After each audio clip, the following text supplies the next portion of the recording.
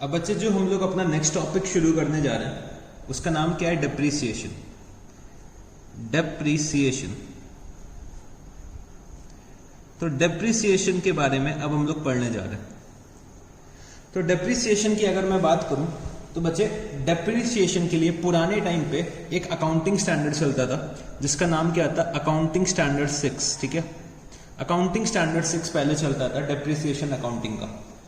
But बच्चे accounting standard 6 को अब हटा दिया गया। ठीक है, आई थिंक मई 2017 में अकाउंटिंग स्टैंडर्ड 6 को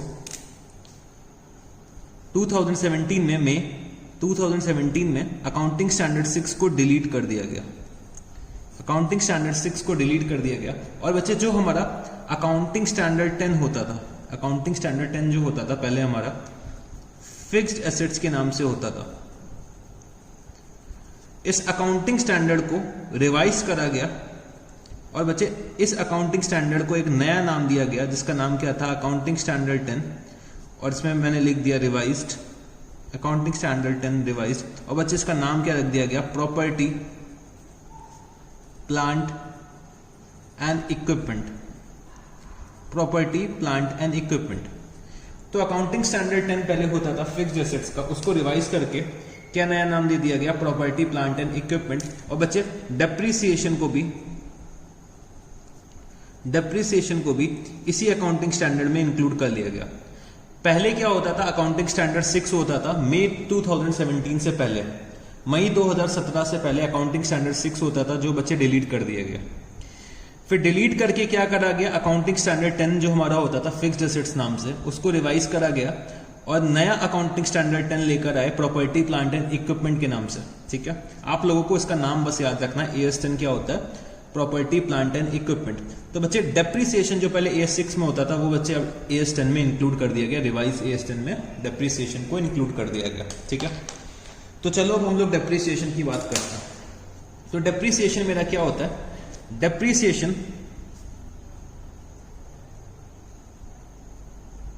depreciation is the decrease in value of assets.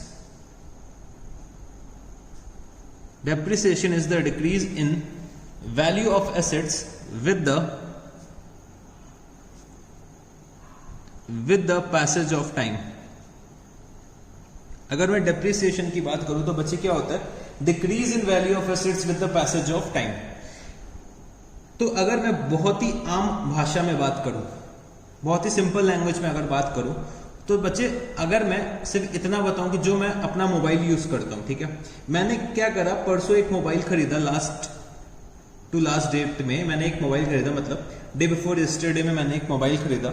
और बच्चे आज मैं उसको सेल करने जा रहा हूं, 2 दिन बाद मैं उसको सेल करने जा रहा हूं। तो वो बच्चे जब मैंने परचेज करा था, जब ये मोबाइल मैंने परचेज करा था तब था वो 10,000 रुपीज का, और आज जब मैं इसको सेल करने जा रहा हूं तो बच्चे मेरे को सिर्फ 8,000 रुपीज मिल रहा है। तो ये क्या है? डेप्रीसिएशन है। ये क्या है? डेप्रीसिएशन है।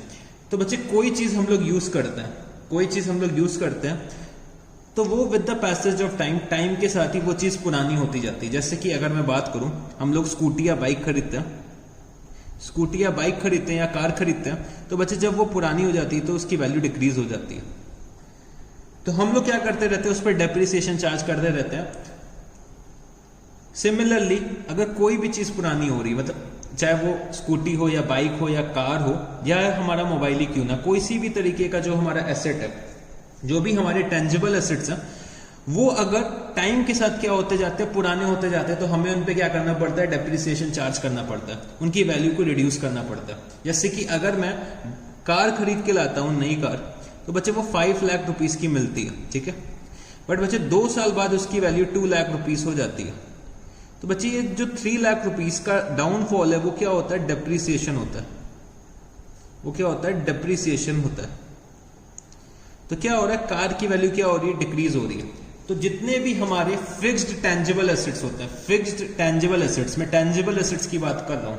टेंजिबल एसेट्स हमारे वो एसेट्स होते थे जिनको हम लोग देख सकते हैं, छू सकते हैं, महसूस कर सकते हैं, वो हमारे क्या होते हैं? टेंजिबल एसेट्स होते हैं। तो डेप्रीसिएशन जो हमारा चार्ज होता है वो बच्चे किस पे होता है, हमारे टेंजिबल एसेट्स पे होता है। तो यहाँ पे अगर मैं वैल्यू ऑफ एसेट्स की बात कर रहा हूँ तो कौन से एसेट्स की बात कर रहा हूँ, टेंजिबल एसेट्स की बात कर रहा हूँ। तो डेप्रिसिएशन जो हमारा चार्ज होता है वो किस पे चार्ज होता है, टेंजिबल एसेट्स पे चार्ज होता है।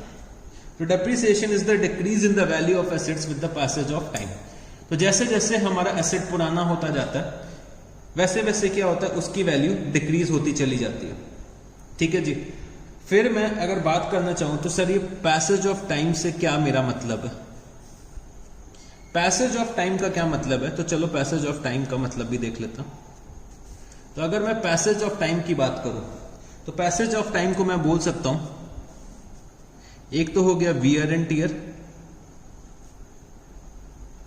Wear and tear due to use in business, due to its use in business, due to it's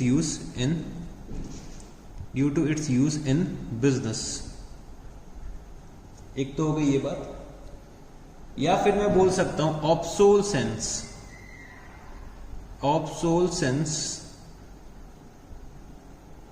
due to technological, due to technological और अदर चेंजेस, और अदर चेंजेस। ऑब्सोलेसेंस का बच्चे क्या मतलब होता है कि चीज हमारी क्या हो गई है, पुरानी हो गई है और बच्चे एक नई टेक्नोलॉजी मार्केट में आ गई। जो हमारी टेक्नोलॉजी है जो हम यूज करते थे वो बच्चे पुरानी हो गई और एक नई टेक्नोलॉजी आ गई है, तो उसको हम लोग बोलते हैं ऑब्सोलेसेंस। या फिर decrease in market value, decrease in market value. तो बच्चे with the passage of time हमारा क्या होता है, एसेट का मार्केट वैल्यू क्या होता है, डिक्रीज हो जाता है। ठीक है। या फिर मैं बोल सकता हूं depletion, depletion in case of mines, in case of mines. ठीक है। तो हमारा डेप्रिसिएशन होता है बच्चे decrease in the value of assets with the passage of time. और पैसेज ऑफ टाइम का मतलब क्या हो गया, wear and tear due to use in business, या फिर ऑब्सोलेसेंस ड्यू टू टेक्नोलॉजिकल और अदर चेंजेस। फिर होता है डिक्रीज इन मार्केट वैल्यू या फिर depletion in case of mines. तो डेप्रिसिएशन हमारा क्या होता है, decrease in the value of assets. अच्छा, डेप्रिसिएशन जो होता है वो बच्चे मैंडेटरी होता है। अगर मैं कंपनीज एक्ट की बात करूं, कंपनीज एक्ट में दे रखा है कि हमें जो डेप्रिसिएशन चार्ज करना है वो बच्चे मैंडेटरी है। हमें मतलब डेप्रिसिएशन तो चार्ज करना ही करना है। और डेप्रिसिएशन की अगर बात करूं तो बच्चे कंपनीज एक्ट 2013 क्या बोलता है कि डेप्रिसिएशन हमें हर कंपोनेंट पे चार्ज करना है। तो depreciation is to be charge on components. मतलब हर कोई कंपोनेंट जिसकी एक स्पेसिफिक वैल्यू है उस पे मेरे को क्या करना है, डेप्रिसिएशन चार्ज करना है।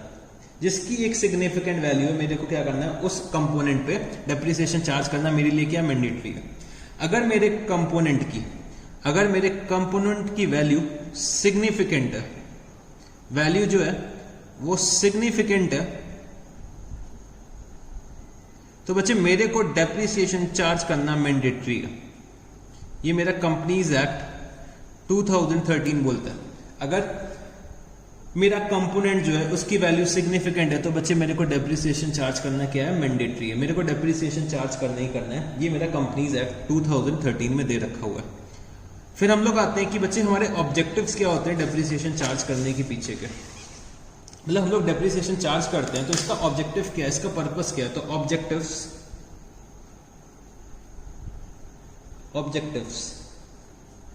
तो बच्चे ऑब्जेक्टिव्स की अगर मैं बात करूं तो हम लोग क्या लिख सकते हैं, डेप्रिसिएशन चार्ज करने से बच्चे जो हमारी इनकम निकल के आती है वो बिल्कुल सही निकल के आती है। तो करेक्ट इनकम मेजरमेंट। हम लोग जो अपने प्रॉफिट एंड लॉस बनाते हैं या फिर हम लोग पीरियोडिकल प्रॉफिट एंड लॉस बनाते हैं, ईयरली प्रॉफिट एंड लॉस बनाते हैं, या फिर हम लोग जो अपने इनकम स्टेटमेंट्स बनाते हैं, तो जो इनकम उससे डिराइव हो रही है या फिर जो लॉस उससे डिराइव हो रहा है वो बच्चे बिल्कुल करेक्ट होता है। डेप्रिसिएशन हम लोग चार्ज करते हैं जिससे कि हमारे जो एसेट्स में डिक्रीज हुआ है वो हमारा क्या होता है, एक तरीके का एक्सपेंस होता है। डेप्रिसिएशन जो हमारा होता है वो बच्चे एक तरीके का बिजनेस का एक्सपेंस होता है। तो एक्सपेंसेस को अगर हम अपने इनकम से लेस कर रहे हैं तो बच्चे जो हमारी इनकम निकल के आएगी, जो रिमेनिंग इनकम निकल के आएगी, जो हमारा प्रॉफिट निकल के आएगा, वो बच्चे सही निकल के आएगा। तो इसी में मैं बोल सकता हूं कि हमें एक ट्रू पोजीशन स्टेटमेंट भी मिलती है। True position statement, true position statement का मतलब अगर मेरा प्रॉफिट और लॉस सही निकल के आया तो बच्चे मेरी बैलेंस शीट भी सही बनेगी। अगर मेरा प्रॉफिट एंड लॉस सही असर्टेन कर रखा है मैंने, तो मैं अपनी बैलेंस शीट भी सही बनाऊंगा। पोजीशन स्टेटमेंट का मतलब क्या होता है? Balance sheet. और इनकम स्टेटमेंट का मतलब क्या होता है? Profit and loss account. तो अगर मैं इनकम को सही मेजर कर रहा हूं तो बच्चे मेरे जो फाइनेंशियल स्टेटमेंट होंगे, मतलब मेरे बैलेंस शीट होगी, वो भी सही स्टेटमेंट प्रोवाइड करेगी, सही पोजीशन बताएगी। ठीक है। फिर मोर ओवर हमारा जो डेप्रिसिएशन होता है वो बच्चे फंड्स फॉर रिप्लेसमेंट प्रोवाइड करता है। फंड्स फॉर रिप्लेसमेंट, जैसे जैसे मैं अपने एसेट्स पे डेप्रिसिएशन चार्ज करता जाता हूं बच्चे, उसकी वैल्यू क्या होती है? डिक्रीज होती चली जाती है। फिर एक टाइम के बाद मेरे को लगता है कि अब इस एसेट को क्या करना है? रिप्लेस करना है किसी और एसेट के साथ। तो जैसे जैसे किसी एसेट की वैल्यू डिक्रीज होती जाती है, मेरे को आइडिया लगता जाता है कि मेरे को एक नया एसेट लेकर आना है जल्दी से जल्दी। तो वो क्या करता है? हमारा जो ऑब्जेक्टिव होता है डेप्रिसिएशन का, वो बच्चे हमें फंड फॉर रिप्लेसमेंट भी प्रोवाइड करता है। तो फंड फॉर रिप्लेसमेंट का मतलब बच्चे जब हमारी यूजफुल लाइफ एसेट्स की कंप्लीट होने वाली होती है तो हम लोग को क्या करना होता है? रिप्लेसमेंट करना पड़ता है। तो हमारा क्या होता है? ये एक अच्छा इंडिकेशन होता है कि हमें क्या करना है? अब अपने एसेट्स को रिप्लेस करना है। और बच्चे ascertainment of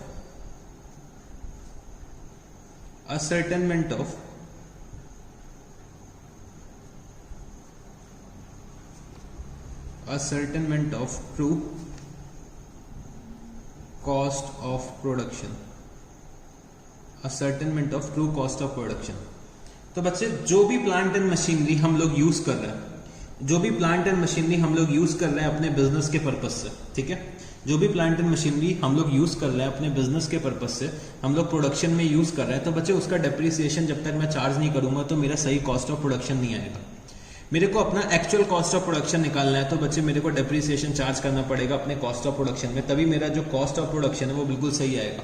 cost of production मतलब गुड्स को प्रोड्यूस करने की जो कॉस्ट है, तो हमें डेप्रिसिएशन तो चार्ज करना है। तो डेप्रिसिएशन चार्ज करने के चार ऑब्जेक्टिव्स होते हैं। एक तो होता है correct income measurement, true position statement, fund for replacement हमें प्रोवाइड करता है, more over ascertainment of true cost of production. ठीक है। अच्छा, डेप्रिसिएशन को कंप्यूट करने के लिए बच्चे हमें तीन फैक्टर्स को कंसिडर करना पड़ता है। जो फैक्टर्स हमें कंसिडर करने पड़ते हैं डेप्रिसिएशन को कंप्यूट करने के लिए, एक तो होता है क्या? मेरा कॉस्ट ऑफ द एसेट, मेरे एसेट की कॉस्ट क्या, ठीक है, कॉस्ट ऑफ एसेट। दूसरा हमारा क्या होता है? यूजफुल लाइफ, हमारे एसेट कितने साल चल जाएगा, मतलब आज मैं एसेट परचेज करके लाता हूं तो मैं एक्सपेक्ट करता हूं कि ये कितने साल तक मैं यूज कर सकता हूं, तो वो क्या होता है? Useful life. ठीक है। और मोर ओवर जब मेरी यूजफुल लाइफ खत्म हो जाएगी, यूजफुल लाइफ जब खत्म हो जाएगी तो बच्चे मेरे को दूसरा एसेट लेकर आना पड़ेगा और ये वाला एसेट क्या करना पड़ेगा? सेल ऑफ करना पड़ेगा, रिप्लेस करना पड़ेगा। तो जब मैं इसको रिप्लेस करने जा रहा हूँ तो इसकी रेसिडुअल वैल्यू क्या होनी चाहिए? इसकी रेसिडुअल वैल्यू क्या होनी चाहिए?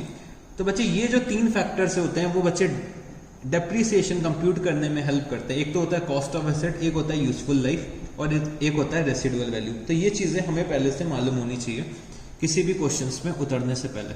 तो तीन फैक्टर्स जो हमें कंसिडर करने हैं, एक होता है कॉस्ट ऑफ एसेट, एक होता है यूजफुल लाइफ, एक होता है हमारा रेसिडुअल वैल्यू। अच्छा, डेप्रिसिएशन अगर मैं बात करूं तो जैसे कि मैंने बोला कि डेप्रिसिएशन जो हम लोग चार्ज करते हैं वो किस पे चार्ज करते हैं? अपने टेंजिबल फिक्स्ड एसेट्स पे चार्ज करते हैं। ठीक है। तो टेंजिबल फिक्स्ड एसेट्स की अगर मैं बात करूं तो प्लांट एंड मशीनरी हो गया, बिल्डिंग्स हो गए, हमारे कंप्यूटर्स हो गए, हमारे मोटर व्हीकल्स हो गए, ठीक है, हमारे फर्नीचर्स हो गए, तो ये सब मेरे क्या है? टेंजिबल फिक्स्ड एसेट्स है। और मेरे को क्या करना है? इन पे डेप्रिसिएशन चार्ज करना है, क्योंकि जैसे जैसे मैं इनको यूज करूंगा इनकी वैल्यू डिक्रीज होगी और मेरे को क्या करना है? डेप्रिसिएशन चार्ज करना है। ठीक है जी। बट बच्चे एक एसेट मेरा ऐसा होता है जिसपे हम लोग डेप्रिसिएशन नहीं चार्ज कर सकता। हो सकता है ये क्वेश्चन आपके एग्जाम में आ जाए। तो अगर मैं उस एसेट की बात करूं तो उस एसेट का नाम क्या होता है? लैंड। अच्छा, जो हमारा लैंड होता है, लैंड हमारा डेप्रिशिएबल एसेट नहीं होता, तो हम लोग यहां लिख सकते हैं land is not a depreciable asset. अच्छा, लैंड की जो वैल्यू होती है वो विथ टाइम इंक्रीज होती चली जाती है। लैंड की वैल्यू कभी डेप्रिशिएट नहीं होती है, subject to some exceptions, but land की जो वैल्यू होती है वो जनरली इंक्रीज होती है। अगर मैं प्रॉपर्टीज की बात करूं तो आप लोग देखते होंगे कि प्रॉपर्टीज की वैल्यू इंक्रीज हो रही है। रियल एस्टेट्स वाले इस पे बहुत ज्यादा अर्न कर रहे हैं, तो लैंड जो होता है वो बच्चे उसकी वैल्यू इंक्रीज होती है। तो लैंड मेरा एक ऐसा एसेट होता है जो बच्चे डेप्रिशिएबल एसेट नहीं होता है, और ये कहाँ पे दे रखा हुआ है, अकाउंटिंग स्टैंडर्ड 10 में ये दे रखा हुआ है कि land is not a depreciable asset. तो हो सकता है एग्जाम में आपसे कैसे पूछे, लिख देगा कि land is a depreciable asset, state true और फॉल्स। तो हमें बताना है कि अकाउंटिंग स्टैंडर्ड 10 में दे रखा है कि land is not a depreciable asset. ठीक है जी। तो लैंड एक मेरा इकलौता एसेट है जिसपे डेप्रिसिएशन हम लोग चार्ज नहीं कर सकते। ठीक है। फिर अगर मैं डेप्रिसिएशन की बात करूं तो बच्चे डेप्रिसिएशन लगाने के लिए हमें कुछ मेथड्स का यूज करना पड़ता है। ठीक है। डेप्रिसिएशन लगाने के लिए कुछ मेथड्स का यूज करना पड़ता है कि डेप्रिसिएशन हम कैसे चार्ज करें। तो बच्चे दो मेथड्स जो हैं वो मोस्ट कॉमनली यूज्ड है। अगर मैं डेप्रिसिएशन के मेथड्स की बात करूं, डेप्रिसिएशन चार्ज करने के मेथड्स की बात करूं तो बच्चे दो मेथड जो हैं वो मेरे मोस्ट कॉमनली यूज्ड है। एक तो मेरा होता है straight line method, straight line method, और बच्चे दूसरा कौन सा होता है मेरा, written down value method, written down value method. तो बच्चे ये जो दो मेथड है वो सबसे ज्यादा मेरे को यूज करना है। ठीक है। स्ट्रेट लाइन मेथड और रिटन डाउन वैल्यू मेथड। और डेप्रिसिएशन जो ऐसा मेरा चैप्टर है वो ऐसा चैप्टर है वो बच्चे मेरे को सीए फाइनल तक पीछे छोड़ने वाला नहीं है। सीए फाइनल तक डेप्रिसिएशन का कहीं ना कहीं आपको यूज करना पड़ेगा। ठीक है। डेप्रिसिएशन जो हमें चार्ज करना होता है वो बच्चे दो मोस्ट इंपॉर्टेंट मेथड कौन कौन से होते हैं, एक तो होता है स्ट्रेट लाइन मेथड, एक होता है रिटन डाउन वैल्यू मेथड। तो ये दोनों मेथड्स मेरे को बहुत अच्छे से आने चाहिए। ठीक है। ये दोनों मेथड मेरे को बहुत अच्छे से आने चाहिए। ठीक है। तो स्ट्रेट लाइन मेथड और रिटन डाउन वैल्यू मेथड तो बच्चे मेरे कौन से होते हैं, मोस्ट कॉमनली यूज मेथड होते हैं।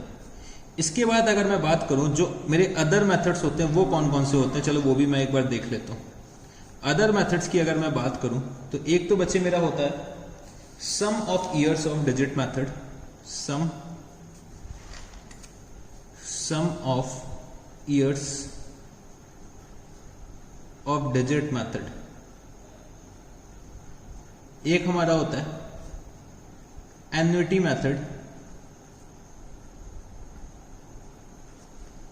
एक हमारा होता है sinking fund method,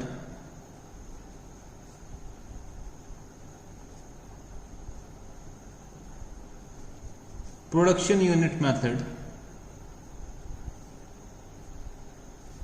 production unit method, machine hour rate method, machine hour rate method. तो बच्चे ये सब मेथड्स जो होते हैं ये भी हमें कभी कभी यूज करने पड़ते हैं डेप्रिसिएशन चार्ज करने के लिए, बट मोस्ट इंपॉर्टेंट तो ये दोनों हैं। ये दोनों मेरे को बहुत अच्छे से आने चाहिए। ये दोनों जो मेथड्स हैं वो बच्चे मेरे एग्जाम के लिए भी बहुत ज्यादा इंपॉर्टेंट है। ये सब मेथड्स भी हम लोग पढ़ेंगे, ये सब मेथड्स भी एक एक दो दो क्वेश्चन सॉल्व करेंगे, बट ये तो जो मेथड्स हैं वो बच्चे मेरे मोस्ट इंपॉर्टेंट है। ठीक है। बट ये मेथड्स भी मेरे को आने चाहिए एग्जाम के पॉइंट ऑफ व्यू से। ठीक है जी। तो सबसे पहले मैं जो शुरू करने जा रहा हूं वो बच्चे स्ट्रेट लाइन मेथड शुरू करने जा रहा हूं। Straight line method, straight line method, इसको बच्चे हम लोग और क्या बोलते हैं, original cost method,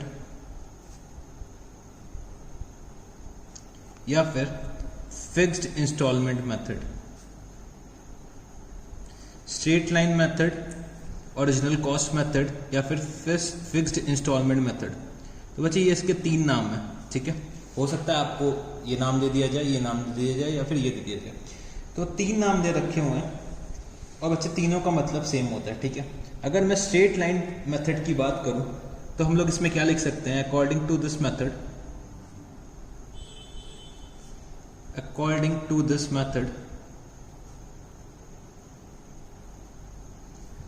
to this method an equal amount is written off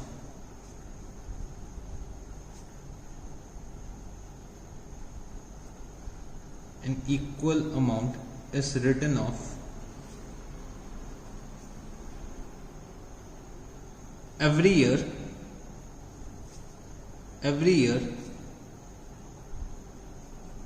during the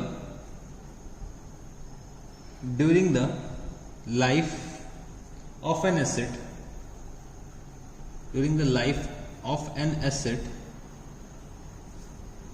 so as to reduce the cost of the asset,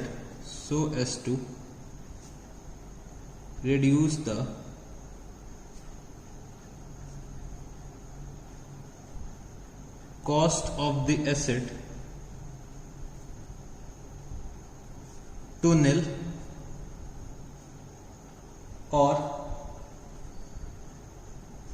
its residual value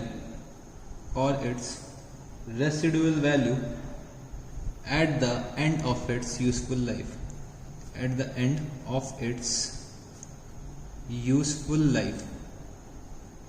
तो बच्चे जो स्ट्रेट लाइन मेथड होता है उसमें हम लोग हर साल एक फिक्स्ड अमाउंट चार्ज कर देते हैं डेप्रिसिएशन, ठीक है, और हम लोग eight the end of it's useful life हम लोग क्या करते हैं, उसकी वैल्यू को या तो रेसिडुअल वैल्यू पे लेकर आ जाते हैं या फिर निल पे लेकर आ जाते हैं। तो अगर मैं स्ट्रेट लाइन डेप्रिसिएशन की बात करूं तो स्ट्रेट लाइन डेप्रिसिएशन हम लोग कैसे कैलकुलेट करते हैं, तो स्ट्रेट लाइन डेप्रिसिएशन की अगर मैं बात करता हूं, ठीक है, स्ट्रेट लाइन डेप्रिसिएशन की अगर मैं बात करता हूं तो वो क्या होता है, cost of asset minus scrap value divided by useful life, जो भी मेरे एसेट की यूजफुल लाइफ है। तो बच्चे जो भी अमाउंट निकल के आएगा वो मेरे को हर साल क्या करना है, एज अ डेप्रिसिएशन चार्ज करना है। जितने भी साल की यूजफुल लाइफ है उतने साल मेरे को क्या करना है, फिक्स्ड अमाउंट का डेप्रिसिएशन चार्ज करना है अपने एसेट पे। हमें एक फिक्स्ड अमाउंट का डेप्रिसिएशन चार्ज करना है अपने एसेट पे, और बच्चे अल्टीमेटली हम लोग डेप्रिसिएशन कहां पे ट्रांसफर कर देते हैं, अपने प्रॉफिट एंड लॉस अकाउंट में, ठीक है। अगर इन केस डेप्रिसिएशन का रेट दे रखा हुआ है, तो डेप्रिसिएशन का अगर रेट दे रखा है तो बच्चे हम लोग क्या करेंगे, cost of asset into depreciation के रेट से मल्टीप्लाई कर देंगे, अगर डेप्रिसिएशन का रेट दे रखा है। तो मैं यहाँ पे लिख सकता हूं if depreciation rate is given. एक तो हो गया कि मेरे को बता दिया कि कॉस्ट ऑफ एसेट क्या है, स्क्रैप वैल्यू क्या है और यूजफुल लाइफ क्या है, तब भी मैं डेप्रिसिएशन निकाल सकता हूं। और अगर मेरे को डेप्रिसिएशन का रेट दे रखा है तो हम लोग कॉस्ट ऑफ एसेट से मल्टीप्लाई कर लेंगे, तो बच्चे मेरे को डेप्रिसिएशन पता चल जाएगा। तो ये दो तरीके होते हैं स्ट्रेट लाइन डेप्रिसिएशन मेथड में डेप्रिसिएशन कैलकुलेट करने के लिए, ठीक है जी। तो चलो यहां पे मेरे साथ एक एग्जांपल लिखना और हम लोग डेप्रिसिएशन कैलकुलेट करने की कोशिश करते हैं, ठीक है जी। तो डेप्रिसिएशन के लिए मेरे साथ एक यहाँ पे एग्जांपल लिखना स्ट्रेट लाइन मेथड में। Amit limited purchased a machine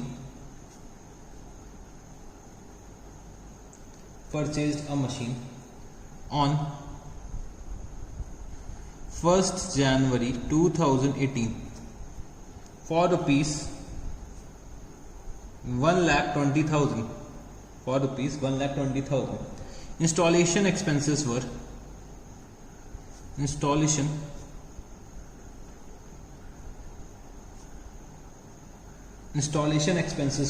rupees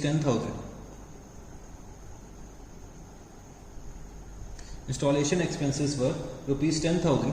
Residual value after 5 years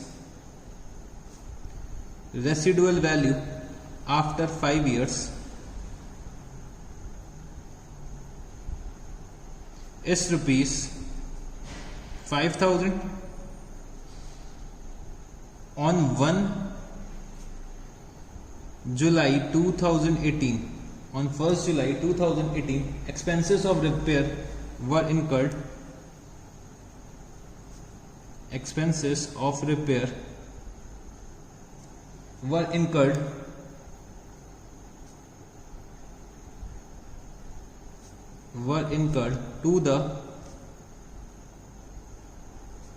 to the extent of rupees 2,000, depreciation is provided under straight line method. Depreciation is provided under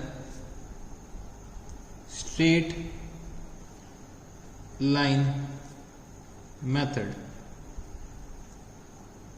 Calculate annual depreciation. Calculate annual depreciation.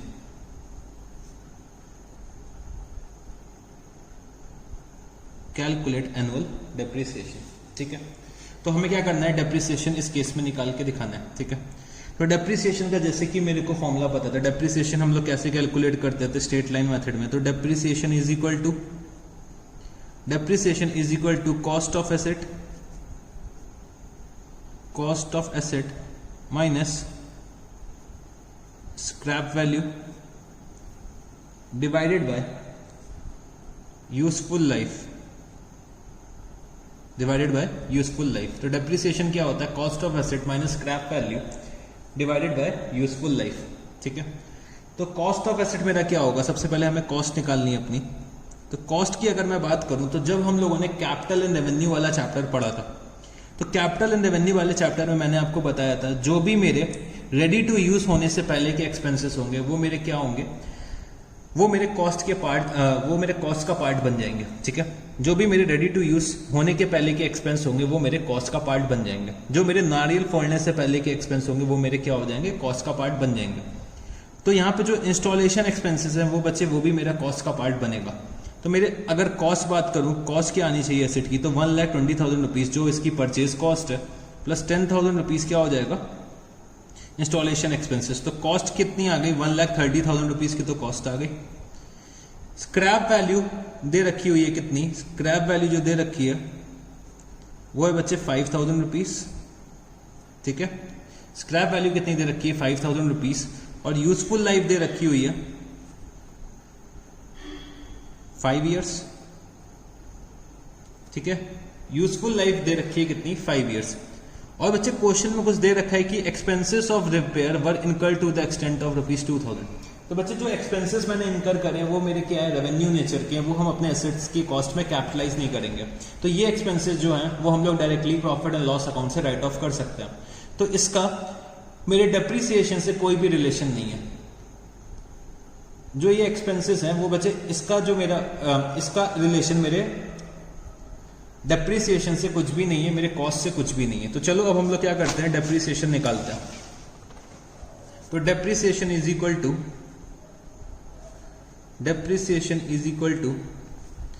1,30,000 rupees तो मेरी cost हो गई. 5,000 मेरी क्या हो गई, scrap value divided by useful life. Useful life कितनी दे रखी हुई है मेरे को, 5 ईयर्स की.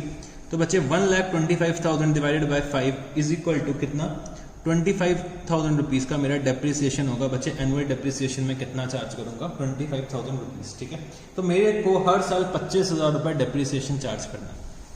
ये तो हो गई बच्चे डेप्रिसिएशन की बात. मैं डेप्रिसिएशन कैसे निकालता हूँ, स्ट्रेट लाइन मेथड से. ठीक है, स्ट्रेट लाइन मेथड से मैं कैसे डेप्रिसिएशन निकालता हूँ, ये तो हो गई एक बात. ये हो गया पहले मेथड से. अगर सेम केस में, मतलब केस 2 अगर मैं लिख दूं, इसमें केस 2 अगर मैं लिखता हूं तो depreciation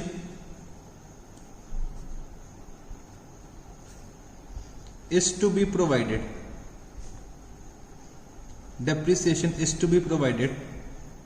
at 10% per annum SLM, straight line method. ठीक है, अब क्वेश्चन में अगर दे रखा है कि डेप्रिसिएशन जो मेरे को चार्ज करना है एट 10% पर एनम करना है और अंडर स्ट्रेट लाइन मेथड करना है. अब मैं डेप्रिसिएशन कैसे निकालूंगा, तो मैं यहां पे क्या लिख सकता हूं, depreciation is equal to cost of asset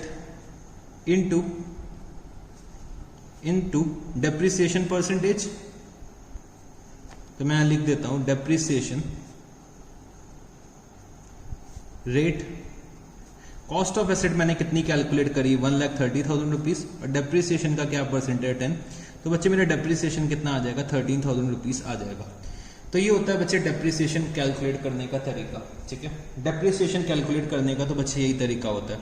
हमें अपने कॉस्ट को डेप्रिसिएशन रेट से मल्टीप्लाई करना है या फिर डेप्रिसिएशन निकालने का दूसरा तरीका क्या है, cost of asset minus scrap value upon useful life, तो मेरा क्या आ जाएगा, डेप्रिसिएशन आ जाएगा। ठीक है, अगर मैं इसके पीछे की वर्किंग देखूं तो अगर मैं 5 साल बाद अपने एसेट्स की कॉस्ट निकालना चाहूं तो बच्चे मेरी एसेट की कॉस्ट कितनी आएगी, तो चलो फर्स्ट केस में देखते हैं और सेकंड केस में, दोनों में देखते हैं। ठीक है, हम लोगों को थोड़ा सा बैक वर्किंग भी समझना है क्या चल रहा है। तो ये मेरा फर्स्ट केस है और ये मेरा सेकंड केस है। ठीक है, फर्स्ट केस और सेकंड केस। तो जब मैं मशीन परचेज करके लाया तो उसकी कॉस्ट कितनी थी, 1,30,000 रुपीज की मेरी कॉस्ट थी। ठीक है जी, 1,30,000 रुपीज की मेरे मशीन की कॉस्ट थी। अच्छा, ये वाला जो फॉर्मूला होता है बच्चे, इसमें यूजफुल लाइफ से मेरे को कोई लेना देना नहीं है। अगर मैं इस फॉर्मूले की बात करूं तो बच्चे इसमें मेरे को यूजफुल लाइफ से कोई लेना देना नहीं है अगर मैं डेप्रिसिएशन कैलकुलेट करने की बात करता हूं। बट यूजफुल लाइफ की अगर मैं बात करूं तो बच्चे यूजफुल लाइफ एसेट की तो 5 साल है, बट डेप्रिसिएशन जो है वो बच्चे मैं चार्ज करता रहूंगा एक फिक्स रेट से 13,000 से। डेप्रिसिएशन कैलकुलेट करने से रिलेटेड मेरा यूजफुल लाइफ का कोई भी यूज नहीं है, बट एसेट के पॉइंट ऑफ व्यू से यूजफुल लाइफ का यूज है। तो चलो दोनों सिनेरियोस में देखते हैं क्या होता है। कॉस्ट मैं कितने में परचेज करके लाया, 1,30,000 रुपीज में। फिर मैंने क्या करा, डेप्रिसिएशन यहाँ पे लगाया। ठीक है, डेप्रिसिएशन यहाँ पे लगाया तो फर्स्ट केस में कितना आ रहा था, 25,000 रुपीज आ रहा था। फर्स्ट केस में कितना डेप्रिसिएशन आ रहा था, 25,000 रुपीज, और इसमें कितना आ रहा है, 13,000 रुपीज। ठीक है, मेरे एसेट की वैल्यू कितनी हो गई, 1,05,000 रुपीज, 1,17,000 रुपीज। ठीक है, 1,17,000 रुपीज। ये मेरी क्या हो गई, आफ्टर 1 ईयर मेरे एसेट की कॉस्ट हो गई। आफ्टर 1 ईयर जब कंप्लीट हुआ तो जब मेरा फर्स्ट ईयर कंप्लीट होने को आएगा मैं फिर से डेप्रिसिएशन चार्ज करूंगा। डेप्रिसिएशन में जो चार्ज करूंगा बच्चे, स्ट्रेट लाइन मेथड में हम लोग क्या करते हैं, fixed amount every year charge करते हैं। तो फिर से हम लोग 25,000 रुपीज चार्ज करेंगे और यहाँ पे 13,000 रुपीज चार्ज करेंगे। अब कितनी वैल्यू रह गई है, 80,000 रुपीज। यहाँ पे कितनी आ जाएगी, 1,04,000 रुपीज। तो ये मेरी क्या हो जाएगी, आफ्टर सेकेंड ईयर, मतलब 2 साल यहाँ पे कंप्लीट हो चुके हैं। मैं थर्ड ईयर में आया बच्चे, थर्ड ईयर मशीन यूज करी, फिर से मैं डेप्रिसिएशन चार्ज करूंगा। तो डेप्रिसिएशन जो मैंने चार्ज किया, फिर से 25,000 रुपीज चार्ज करा और यहाँ पे 13,000 रुपीज चार्ज करा। ठीक है, तो अब कितनी वैल्यू हो गई आफ्टर थर्ड ईयर, 55,000 रुपीज और यहाँ पे 91,000 रुपीज। ठीक है, तो ये मेरा क्या हो गया, आफ्टर थर्ड ईयर, मतलब मैंने 3 बार डेप्रिसिएशन चार्ज कर लिया। यूजफुल लाइफ कितनी दे रखी है, 5 साल की दे रखी है। तो चलो फोर्थ ईयर में आया, मैंने यहाँ पर डेप्रिसिएशन चार्ज किया कितना, 25,000 रुपीज। फोर्थ ईयर का डेप्रिसिएशन चार्ज करा 13,000 रुपीज। तो अब वैल्यू कितनी हो गई, 30,000, और यहाँ पे कितनी हो जाएगी, 78,000। तो ये आफ्टर फोर्थ ईयर है। ठीक है, आफ्टर फोर्थ ईयर है। फिर यहाँ पे मैंने क्या करा, डेप्रिसिएशन चार्ज करा। डेप्रिसिएशन मैंने फिर से फिक्स्ड अमाउंट का चार्ज करा 25,000 और 13,000 रुपीज। ठीक है, 25,000 एंड 13,000 रुपीज। और बचे फिफ्थ ईयर का डेप्रिसिएशन चार्ज करने के बाद 5,000 रुपीज बचा, और यहाँ पे कितना आ रहा है, 65,000 रुपीज। और बच्चे यहाँ पे मेरे जो एसेट है उसकी यूजफुल लाइफ खत्म हो जाती है। ठीक है, यूजफुल लाइफ जब खत्म हो जाती है तो हो सकता है शायद अगर एसेट में जान है तो हम लोग और यूज करते हैं, अगर एसेट में जान नहीं है तो वो हम लोग क्या करते हैं, सेल ऑफ कर देते हैं। अगर मेरे को लगता है अब मैं एसेट को और यूज नहीं कर पाऊंगा, वो डिपेंड करता है, हम लोग असर्टेन करते हैं फिर से एसेट को। बट अभी के लिए आप समझो कि यहाँ पे क्या हुआ, एसेट की यूजफुल लाइफ खत्म हो गई है। तो अगर मैं फर्स्ट मेथड में बात करूं, तो फर्स्ट केस में अगर मैं बात करूं तो यहाँ पे बच्चे जो मेरी एंड की वैल्यू निकल के आएगी वो मेरी क्या निकल के आएगी, रेसिडुअल वैल्यू निकल के आएगी। रेसिडुअल वैल्यू निकल के आएगी जो मेरे को दे रखी हुई थी, और वही बच्चे 5,000 रुपए निकल के आ रहा है। बट बच्चे इस केस में रेसिडुअल वैल्यू नहीं आएगी। अगर मैं इस केस की बात करूं तो अगर मैं अपने मशीन को सेल करता हूं तो कितने में करूंगा, 5,000 रुपीज में करूंगा, क्योंकि इसकी रेसिडुअल वैल्यू क्या दे रखी है, 5,000 रुपए। 5,000 रुपए में मैंने बेच दिया, तो बच्चे मेरे को बेचने पे लॉस कितना हुआ, 60,000 रुपीज का क्या हुआ, लॉस हुआ। बट बच्चे यहां पे अगर मैं 5,000 रुपीज में सेल ऑफ कर देता हूं तो बच्चे मेरा जो लॉस होगा वो क्या होगा, 0 होगा। तो बच्चे ये दोनों मेथड में क्या होता है, फर्क होता है। अगर डेप्रिसिएशन का रेट दे रखा हुआ है, डेप्रिसिएशन का रेट दे रखा है तो बच्चे मेरे एसेट की वैल्यू रेसिडुअल वैल्यू के बराबर नहीं होगी। और अगर मेरे को फॉर्मूले से निकालना है, मतलब cost of asset minus scrap value divided by useful life, तब मेरा क्या होगा, जो मेरी एंड की वैल्यू निकल के आएगी आफ्टर यूजफुल लाइफ की मतलब वैल्यू निकल के आएगी, वो मेरी क्या होगी, रेसिडुअल वैल्यू होगी। और अगर रेसिडुअल वैल्यू निल दे रखी हुई है तो बच्चे यहाँ पे जीरो आएगा। यही मैंने आपको सबसे पहले जो आपको पैराग्राफ लिखाया था यही लिखा था मैंने। According to this method an equal amount is written off every year.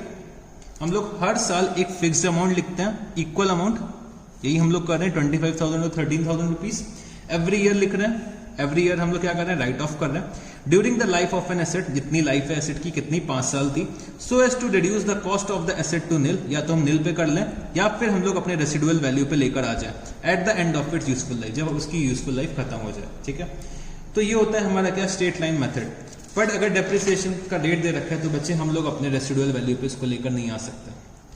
अगर हमें फॉर्मूले से करना है तो बच्चे रेसिडुअल वैल्यू आएगी, अगर नहीं फॉर्मूले से करते तो रेसिडुअल वैल्यू निकल के नहीं आएगी आफ्टर यूजफुल लाइफ। ठीक है जी, तो ये एक तरीका होता है। तो ये तो हो गया कि हम लोग डेप्रिसिएशन कैलकुलेट कैसे करते हैं। अब बच्चे हम लोगों को कैलकुलेट करने के बाद क्या करना पड़ता है, डेप्रिसिएशन की अकाउंटिंग एंट्री करनी पड़ती है, जर्नल एंट्री पास करनी पड़ती है। तो चलो हम लोग देखते हैं क्या एंट्रीज पास करनी पड़ती हैं। अकाउंटिंग एंट्रीज,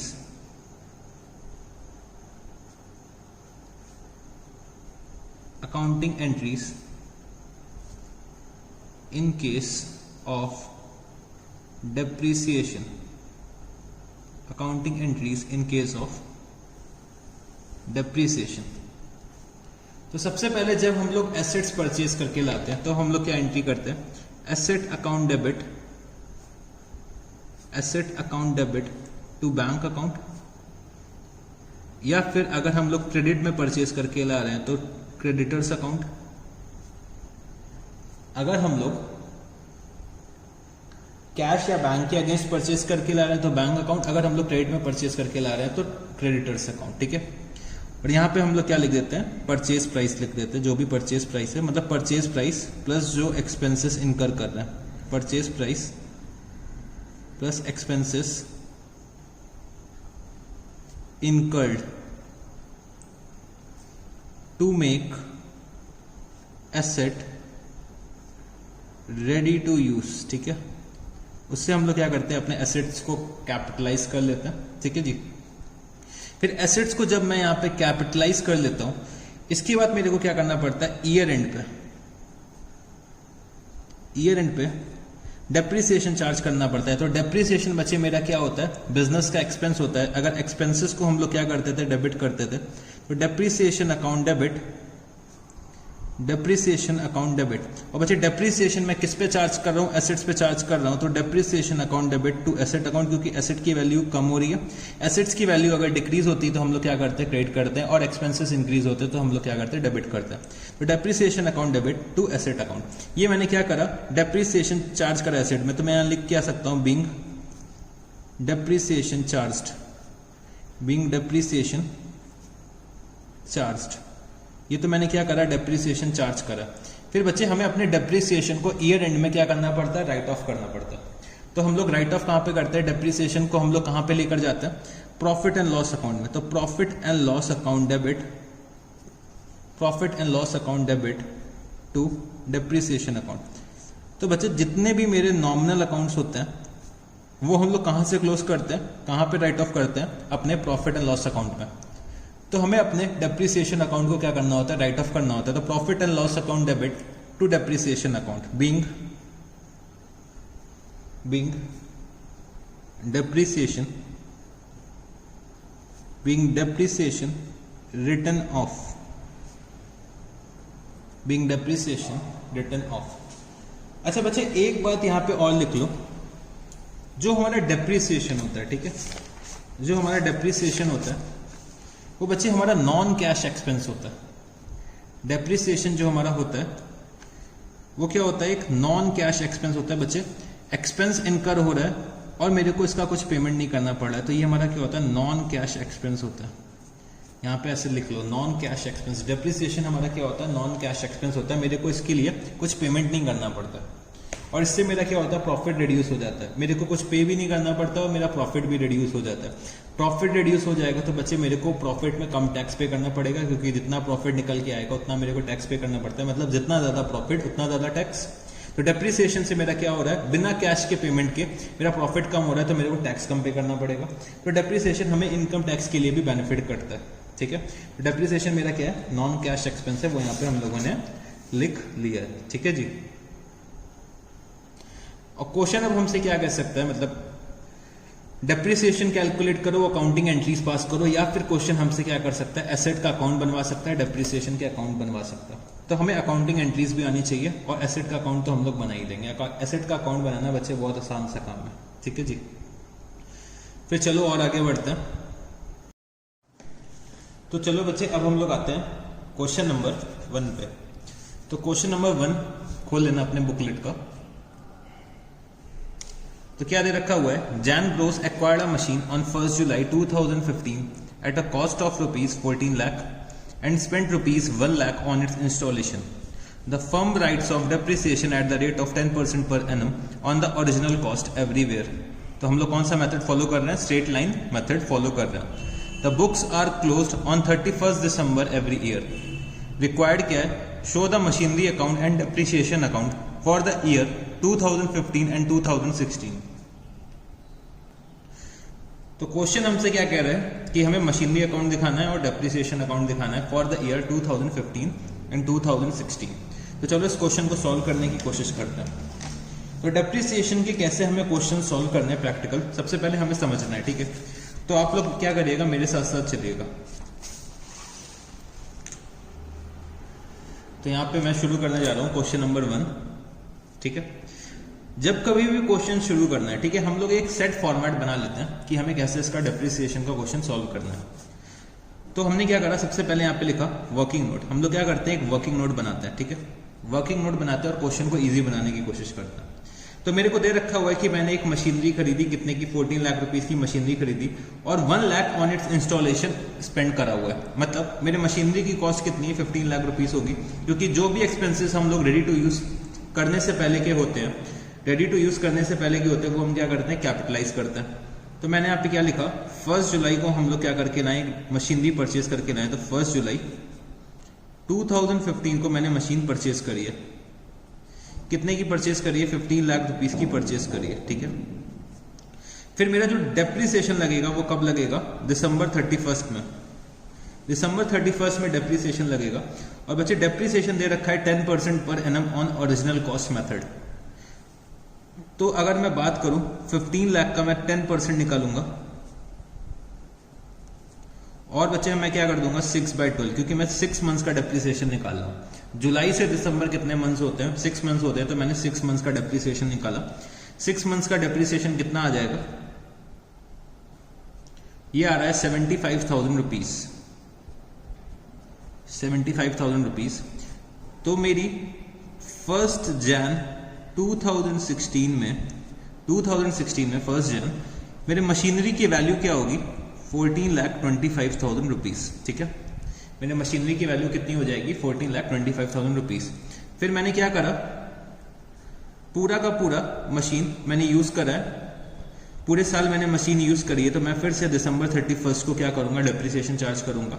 बट बच्चे इस बार जो डेप्रिसिएशन होगा वो मेरा क्या होगा, पूरे साल का होगा और मेरे को ओरिजिनल कॉस्ट पर लगाना है। तो ओरिजिनल कॉस्ट मेरी कितनी थी, 15 लाख रुपीज। तो 15 लाख रुपीज का 10% अगर मैं निकालता हूं तो कितना आएगा, 1,50,000 रुपीज। 1,50,000 रुपीज, ठीक है। तो मेरी 1 जैन 2017 को मशीन की वैल्यू क्या हो जाएगी, 14,25,000 माइनस 1,50,000। तो ये कितना आ रहा है, 12,75,000 रुपीज। 12,75,000 रुपीज मेरे मशीन की वैल्यू हो जाएगी, ठीक है। तो ये क्या करा, मैंने वर्किंग नोट बनाया। अब मेरे को क्या करना है, इसी वर्किंग नोट को अपने मशीनरी अकाउंट और डेप्रिसिएशन अकाउंट में मैं क्या करने जा रहा हूँ, कॉपी करने जा रहा हूँ। एक तरीके से मैं बस अब कॉपी कर दूँ, क्योंकि मैंने पूरी वर्किंग तो कर ली। अब वर्किंग को मेरे को क्या करना है, अपने लेजर अकाउंट्स में से पोस्ट करना है। तो मैंने यहाँ पे बनाया सबसे पहले मशीनरी अकाउंट, ठीक है। तो मशीनरी अकाउंट आप लोग भी मेरे साथ बनाइएगा। तो सबसे पहले क्या करिए, फॉर्मेट बना लीजिए मशीनरी अकाउंट का। जैसे कि लेजर अकाउंट्स बनाते हैं वैसे ही हमें बनाना है, ज़्यादा कोई फर्क नहीं है, ठीक है। मशीनरी अकाउंट बहुत बड़ा ना बनाइएगा, छोटा सा बना लीजिए मशीनरी अकाउंट। और साथ ही साथ हमें क्या बनाना है, एक डेप्रिसिएशन का अकाउंट बनाना है। तो मैंने यहाँ पे डेप्रिसिएशन का अकाउंट बना लिया, डेप्रिसिएशन अकाउंट, ठीक है। डेप्रिसिएशन अकाउंट भी छोटा सा बना लीजिए, बहुत बड़ा नहीं बनना है। तो चलो अब देखते हैं हम लोगों को कैसे अकाउंटिंग करनी है। तो मशीनरी मैं कब खरीद के लाया, 1 जुलाई 2015 को मैं परचेज करके ला रहा हूँ मशीनरी, ठीक है। तो मैंने यहाँ पे क्या लिखा, 2015 1 जुलाई, ठीक है। ये मेरा क्या होता है, डेट का कॉलम होता है, 2015 1 जुलाई मैं मशीन परचेज करके लाया। तो बच्चे मैंने उसका पेमेंट करा होगा, तो हम लोग मान लेते हैं कि मैंने बैंक से पेमेंट करा है। तो टू बैंक अकाउंट कितना पेमेंट करा है मैंने, 14 लाख रुपीस की तो मैंने परचेज करी है, प्लस 1 लाख रुपीस मैंने उसके इंस्टॉलेशन में स्पेंड करा है। तो मेरा टोटल परचेज कॉस्ट कितनी हो जाएगी, 15 लाख रुपीस की मैंने मशीनरी परचेज कर रखी है, ठीक है जी। 15 लाख रुपीस की मैंने मशीनरी यहाँ पे परचेज करी। फिर बचे 31 दिसंबर को मैंने क्या करा, डेप्रिसिएशन चार्ज करा 75,000 रुपीज का। तो मैं यहाँ पे आया 2015 दिसंबर 31, मैंने यहाँ पे लिखा क्या, bye depreciation account, bye depreciation account. बच्चे डेप्रिसिएशन से क्या होता है, मेरे मशीन की वैल्यू रिड्यूस होती है। मेरा मशीन का अकाउंट कौन सा है, एसेट का अकाउंट है। और अगर एसेट के बैलेंस रिड्यूस होते हैं तो हम लोग क्या करते हैं, क्रेडिट। तो वही मैं कर रहा हूँ, डेप्रिसिएशन से एसेट का बैलेंस कम कर रहा हूँ। तो कितना डेप्रिसिएशन चार्ज करा है, 75,000 रुपीज का डेप्रिसिएशन मैंने यहाँ पे चार्ज कर दिया, ठीक है। तो यहाँ पे मेरा क्या हुआ, ईयर एंड हुआ। ईयर एंड में मैं क्या करता हूँ, डेप्रिसिएशन चार्ज करता हूँ।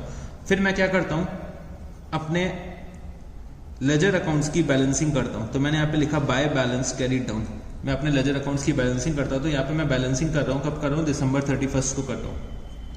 मैंने यहाँ पे कितना लिख दिया, 14,25,000 रुपीज, जो हम लोग ऑलरेडी वर्किंग नोट में निकाल चुके हैं, ठीक है। फिर मैंने यहाँ पे टोटल करा, कितना आएगा, 15 लाख। यहाँ पे भी कितना आएगा, 15 लाख रुपीज, ठीक है जी। अच्छा, जो मैंने डेप्रिसिएशन लिखा है वो बच्चे मेरे को डेप्रिसिएशन अकाउंट में भी तो लिखना पड़ेगा। तो मैंने यहाँ पे लिखा 2015 दिसंबर 31। तो मैंने यहाँ पे क्या लिखा, to machinery account, depreciation account debit to machinery account. तो डेप्रिसिएशन अकाउंट मेरा क्या, एक्सपेंस का अकाउंट है। एक्सपेंसेस मेरे इंक्रीज होते हैं तो मैं क्या करता हूँ, डेबिट करता हूँ। तो टू मशीनरी अकाउंट कितना डेप्रिसिएशन मैंने चार्ज करा है, 75,000 रुपीज, ठीक है, 75,000 रुपीज। और बच्चे डेप्रिसिएशन का अकाउंट क्या होता है, मेरा एक्सपेंस का अकाउंट होता है बच्चे, मेरा नॉमिनल अकाउंट होता है। तो नॉमिनल अकाउंट को मैं बैलेंस नहीं करता हूँ, मैं उनको ट्रांसफर कर देता हूँ कहाँ पे, प्रॉफिट एंड लॉस अकाउंट में। तो मैंने लिखा by profit and loss account 75,000 rupees, 75,000 rupees, ठीक है। तो मैंने 2015 का अपना डेप्रिसिएशन अकाउंट बना लिया, जो कि बस इतना ही सा बनना है। फिर मैं आता हूँ 2016 में। 2016 में भी क्वेश्चन मेरे से कह रहा है कि बना के दिखा दो मशीनरी अकाउंट और डेप्रिसिएशन अकाउंट। तो 2016 जनवरी 1 मैं यहाँ पे क्या लिखूंगा, to balance brought down. To balance brought down कितना आ रहा है, 14,25,000 रुपीज आ रहा है, ठीक है जी। फिर से मेरे को ईयर एंड में डेप्रिसिएशन चार्ज करना है। तो 2016 दिसंबर 31, ठीक है, दिसंबर 31। और डेप्रिसिएशन मैं ऑलरेडी कैलकुलेट करके रख चुका हूँ, 1,50,000 रुपीज। तो मैंने यहाँ पे लिखा क्या, बाय डेप्रिसिएशन। तो मैंने वर्किंग नोट बना लिया है, तो मेरे को वर्किंग अलग से कुछ करने की जरूरत नहीं है, बस एज इट इज मेरे को बस मशीनरी अकाउंट बना देना है। 1,50,000 रुपीज का डेप्रिसिएशन है। और मैं फिर से क्या करूंगा, बैलेंसिंग करूंगा, बाय बैलेंस कैरीड डाउन। कितना बैलेंस आ रहा है, 12,75,000 रुपीज, ठीक है। तो क्वेश्चन ने मेरे से क्या कहा था कि 2015 और 2016 का मशीनरी अकाउंट और डेप्रिसिएशन अकाउंट बना के दिखा दो। तो मैंने मशीनरी अकाउंट तो बना दिया, मैं मशीनरी अकाउंट का यहाँ पे टोटल कर देता हूँ, 14,25,000 रुपीज, 14,25,000 रुपीज, ठीक है। डेप्रिसिएशन अकाउंट में हम आते हैं। डेप्रिसिएशन अकाउंट में हम लोग फिर से लिखते हैं 2016 दिसंबर 31 को मैं एंट्री कर रहा हूँ किसकी, टू मशीनरी अकाउंट, क्योंकि मशीनरी पे क्या हो रहा है, डेप्रिसिएशन चार्ज हो रहा है। तो टू मशीनरी अकाउंट कितना, 1,50,000 रुपीज, 1,50,000 रुपीज। मैंने यहाँ पे भी लिखा 2016 दिसंबर 31। और मैं कहाँ पे ट्रांसफर कर देता हूँ, by profit and loss account. By profit and loss account कितना, 1,50,000 रुपीज़, ठीक है। तो 2016 का भी मैंने डेप्रिसिएशन अकाउंट बना दिया। तो यहाँ पे बच्चे हम लोगों ने क्वेश्चन नंबर 1 तो अपना सॉल्व कर लिया। अब हम लोग आते हैं क्वेश्चन नंबर 4 पे, ठीक है। क्वेश्चन नंबर 4 ओपन करिएगा। क्वेश्चन नंबर 4 क्या दे रखा हुआ है? On 1 January 2016 A Limited purchased a machine for rupees 2,40,000 and spent rupees 10,000 on its erection. On 1 July 2006, an additional machinery costing rupees 1 lakh was purchased. On 1 July 2008, the machine purchased on 1 January 2006 was sold for rupees 1,43,000. And on the same date, a new machine was purchased at a cost of rupees 2 lakh. Show the machinery account for the first 3 calendar years after charging depreciation at 5% by the straight line method. तो question हमसे क्या कह रहा है कि हमें सिर्फ और सिर्फ मशीनरी अकाउंट बना के दिखाना है, मेरे को डेप्रिसिएशन अकाउंट नहीं बनाना है। तो अगर डेप्रिसिएशन अकाउंट भी कहता तब भी हम बना सकते हैं, तो उसमें कोई दिक्कत नहीं थी। डेप्रिसिएशन अकाउंट बनाना सिंपल है, ठीक है जी। अब क्वेश्चन को और अच्छे से अगर हमें समझना है तो हम लोग क्या करते हैं, इसकी छोटी सी एक समरी बनाते हैं, ठीक है। क्वेश्चन नंबर 4 यहाँ पे लिखता है, क्वेश्चन नंबर 4, और इसकी एक छोटी सी समरी बनाता है। देखो बच्चे, जो डेप्रिसिएशन के क्वेश्चन होते हैं वो पैराग्राफ के फॉर्म में होता है, तो हम लोग क्या करते हैं, उसकी समरी अगर बना लें उससे क्या होगा, क्वेश्चन सिंपल हो जाता है। तो समझने की कोशिश करो। सबसे पहले A लिमिटेड ने एक मशीन परचेज करी, तो मैंने यहाँ लिखा फर्स्ट, एक मशीन परचेज करी। कब परचेज करी? 1 जनवरी 2006 को परचेज करी, ठीक है। 1 जन 2006 को ये मशीन परचेज करी, और कितने की परचेज करी? 2,40,000 रुपीज तो उसकी कॉस्ट थी, और 10,000 रुपए हम लोग इरेक्शन में स्पेंड कर रहे हैं, मतलब मशीन को रेडी टू यूज करने के लिए स्पेंड कर रहे हैं। कितना? 10,000 रुपए। तो मेरी मशीन की कॉस्ट कितनी हो जाएगी? 2,50,000 रुपीज हो जाएगी, ठीक है। और बच्चे इस मशीन को मैंने क्या सेल करा? तो बच्चे इस मशीन को मैंने सेल करा है 1 जुलाई को। तो मैंने क्या करा, 1 जुलाई 2008 में इसको क्या करा है, सेल करा। सेल्स कर दी मैंने इसकी, कितने पे? 1,43,000 रुपीज में सेल कर दी, ठीक है। तो ये दे रखा है कि 1 जनवरी को जो मैंने मशीन परचेज करी थी 2006 में, इसको सेल करा है कितने में? 1,43,000 रुपीज में सेल करा है, ठीक है। इसके बाद मैंने एक और मशीन परचेज करी थी। जो मैंने सेकंड मशीन परचेज करी वो कब परचेज कर रखी है? 1 जुलाई 2006 को। 1 जुलाई 2006 को मैंने परचेज करी है additional machinery costing rupees 1 lakh. तो 1 लाख की ये मशीन परचेज कर रखी है, ठीक है जी। 1 लाख की ये मशीन परचेज कर रखी है। उसके बाद मैंने एक और मशीन परचेज करी है। कब परचेज करी है? थर्ड मशीन मैंने परचेज करी है 1 जुलाई 2008 को परचेज करी है। कितने की परचेज करी है ये वाली मशीन? 2 लाख रुपीज की मैंने परचेज करी है, ठीक है। 2 लाख रुपीज की मैंने परचेज करी। और क्वेश्चन हमसे क्या कह रहा है? 3 साल का मशीनरी अकाउंट बना के दिखा दो, मतलब 2006, 7 और 8 का मेरे को मशीनरी अकाउंट बना के दिखा दो। और जो डेप्रिसिएशन आपको चार्ज करना है @5% पर एनम चार्ज करना है, ठीक है। @5% दे रखा है, पर एनम भी नहीं दे रखा है क्वेश्चन में। @5% का मतलब क्या हुआ? मेरे को पूरे साल का डेप्रिसिएशन चार्ज करना है अगर मैंने in between the year machine को परचेज कर रखा है, क्योंकि लिखा हुआ है @5%।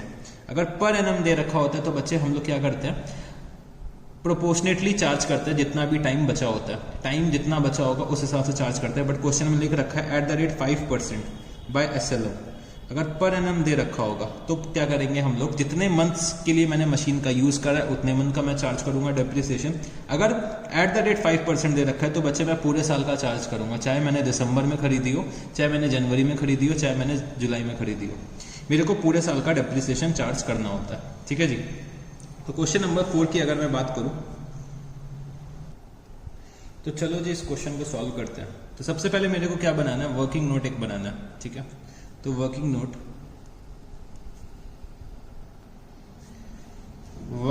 नंबर 1। तो मैंने यहाँ पे क्या लिखा, मैंने 3 मशीन्स परचेज करी हैं, तो मैंने इसको 3 पार्ट्स में डिवाइड कर लिया। फर्स्ट मशीन, सेकंड मशीन और थर्ड मशीन, ठीक है। मैंने जो फर्स्ट मशीन परचेज करी है वो कब करी है, 1 Jan 2006 में परचेज करी है, 2,50,000 रुपीज की परचेज करी है, ठीक है। फिर इसके बाद 1 जुलाई 2006 में मैंने एक और मशीन परचेज करी है, तो मैंने यहाँ पे लिखा फर्स्ट, या मैं यहीं पे लिख देता हूँ 1 जुलाई 2006, मैं यहाँ पे लिख देता हूँ डेट। 1 जुलाई 2006 को मैंने एक और मशीन परचेज करी है, कितने की, 1 लाख रुपीस की, ठीक है। फिर मैंने यहाँ पे 31 दिसंबर को डेप्रिसिएशन चार्ज करा होगा, 31 दिसंबर को मैंने डेप्रिसिएशन चार्ज करा होगा। तो बच्चे ये वाली मशीनरी पे मैंने फुल डेप्रिसिएशन चार्ज करा होगा 2,50,000 का 5%, कितना, 12,500 रुपीज, ठीक है। बट बच्चे जो ये मशीन परचेज करी है मैंने कब करी, 1 जुलाई 2006 को परचेज करी है, और क्वेश्चन में क्या दे रखा है, @5%, पर एनम की बात नहीं करी गई है। तो इस पे भी मैं क्या करूंगा, फुल ईयर का डेप्रिसिएशन चार्ज करूंगा। अगर यहाँ पे पर एनम दे रखा है, पर एनम का मतलब क्या होता है, हम लोग टाइम को कंसिडर करते हैं डेप्रिसिएशन निकालने के लिए, बट अगर पर एनम नहीं दे रखा है तो हम लोग फ्लैट 5% चार्ज कर देंगे। तो मैंने यहाँ पे लिखा 5,000 रुपीज का डेप्रिसिएशन, 5,000 रुपीज का मैंने यहाँ पे डेप्रिसिएशन लिख दिया, मैंने पूरे साल का डेप्रिसिएशन यहाँ पे चार्ज कर दिया, ठीक है। तो अब जो मेरी वैल्यू आएगी 1 Jan 2007 को मेरी क्या वैल्यू आ जाएगी, 2,37,500 रुपीज, और ये कितना आ जाएगा, 95,000 रुपीज, ठीक है। फिर 2007 में मैंने कोई और ट्रांजैक्शन नहीं कर रखा है, तो मैं 31 दिसंबर को फिर से डेप्रिसिएशन चार्ज करूंगा @5%, और मेरे को ओरिजिनल कॉस्ट पे चार्ज करना है, तो 2,50,000 का 5% कितना आ जाएगा, 12,500, और बच्चे यहाँ पे कितना आ जाएगा, 5,000 रुपीज, ठीक है। तो ये मेरी जो वैल्यू आई कब की आई, 1 Jan 2008 की मेरी वैल्यू कितनी आ गई, 2,25,000 रुपीज एंड 90,000 रुपीज, ठीक है। फिर बच्चे ये वाली जो मशीनरी है, फर्स्ट नंबर की मशीनरी है, ये मैंने कब सेल आउट कर दी, 1 जुलाई 2008 को मैंने ये सेल कर दिया। तो मेरे को 30th जून तक मैंने कब सेल करा है, 1 जुलाई को सेल करा है, तो मेरे को 30th जून तक का मेरे को डेप्रिसिएशन निकालना पड़ेगा, 30th जून तक का डेप्रिसिएशन मेरे को चार्ज करना पड़ेगा। बट यहाँ पे दे रखा है @5%, तो पर एनम तो हम कंसिडर ही नहीं करेंगे, हम लोग क्या करेंगे, पूरे साल का डेप्रिसिएशन यहाँ पे चार्ज कर देंगे। तो डेप्रिसिएशन जो मैं चार्ज करने जा रहा हूँ minus depreciation up to 30th June, depreciation up to 30th June में कितना चार्ज करूंगा, 5% के हिसाब से ही निकालूंगा, क्योंकि टाइम फैक्टर तो दे नहीं रखा है, पर एनम नहीं दे रखा है, तो पूरे साल का डेप्रिसिएशन लगाते हैं 12,500 रुपए, ठीक है। 12,500 रुपए का डेप्रिसिएशन लगाया मैंने यहाँ पे, और ये जो मेरी वैल्यू आई है कब की आई है, 1 जुलाई 2008 की वैल्यू आ गई है कितनी, 2,12,500 रुपीज, 2,12,500 रुपीज मेरी वैल्यू आ गई है 1 जुलाई 2008 की। और बच्चे इस मशीन को मैंने कितने में सेल करा है, 1,43,000 रुपीज में सेल आउट कर दिया। तो बच्चे मेरे को लॉस कितना हुआ सेल पे, लॉस अगर मैं निकालना चाहूं तो कितना आएगा, 2,12,500 माइनस 1,43,000, तो लॉस आ रहा है मेरा 69,500 रुपीज का। लॉस मेरा कितना आ रहा है, 69,500 रुपीज का लॉस आ रहा है, ठीक है जी। तो मैंने यहाँ पे लॉस कितना लिखा, 69,500 रुपीज। इसके बाद क्या हुआ, मैंने एक और मशीन परचेज करी है 1 जुलाई 2008 को, तो 1 जुलाई 2008 को परचेज करी है, तो मैंने यहाँ पे लिखा 1 जुलाई 2008 के सामने यहाँ पे 3rd नंबर वाले कॉलम पे लिखा मैंने एक मशीन परचेज करी, कितने की, 2 लाख रुपीज की यहाँ पे परचेज करी है, ठीक है।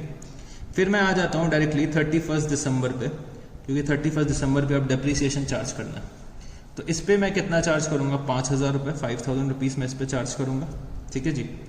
और इस पे मैं कितना डेप्रिसिएशन चार्ज करूंगा, इस पे मैं फुल ईयर का डेप्रिसिएशन चार्ज करूंगा, क्योंकि डेप्रिसिएशन रेट क्या दे रखा है, @5%। तो पूरे साल का अगर मैं डेप्रिसिएशन निकालता हूं तो कितना आएगा, 10,000 रुपए डेप्रिसिएशन आ जाएगा। तो ये वाले मशीन की वैल्यू और ये वाले मशीन की वैल्यू मेरी कितनी आ जाएगी, तो ये बच्चे आ रही है 85,000 रुपीज, और ये कितनी आ रही है, 1,90,000 रुपीज की ये वैल्यू आ रही है, ठीक है जी। तो ये मेरा क्या आ जाएगा, ये मेरी 31 दिसंबर 2008 की क्लोजिंग वैल्यू आ रही है कितनी, 85,000 और 1,90,000 रुपीज। ठीक है, तो क्वेश्चन ने मेरे से क्या कह रखा था कि मेरे को सिर्फ 3 साल का मशीनरी अकाउंट बनाना है। तो बच्चे मैंने 3 साल का वर्किंग नोट बना लिया। अब मेरे को क्या करना है, ये सारी फिगर्स बस मशीनरी अकाउंट में लिख देनी है। तो चलो कैसे लिखते हैं ये अब हम लोग समझते हैं। तो मैं सीधे आ गया मशीनरी अकाउंट में, यहाँ पे बना लो एक machinery account, machinery account, machinery account. तो मशीनरी अकाउंट एक छोटा सा बना लो 10-12 लाइन का। ठीक है जी, तो मशीनरी अकाउंट यहाँ पे शुरू करते हैं हम लोग। तो सबसे पहली जो मशीन मैंने परचेज करी थी वो कब परचेज करी थी, 2006 में परचेज करी थी, 1 जनवरी को परचेज करी थी।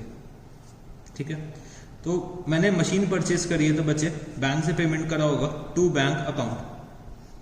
2,50,000 की मैंने मशीन परचेज कर रखी है, वो मैंने यहाँ पे लिख दिया।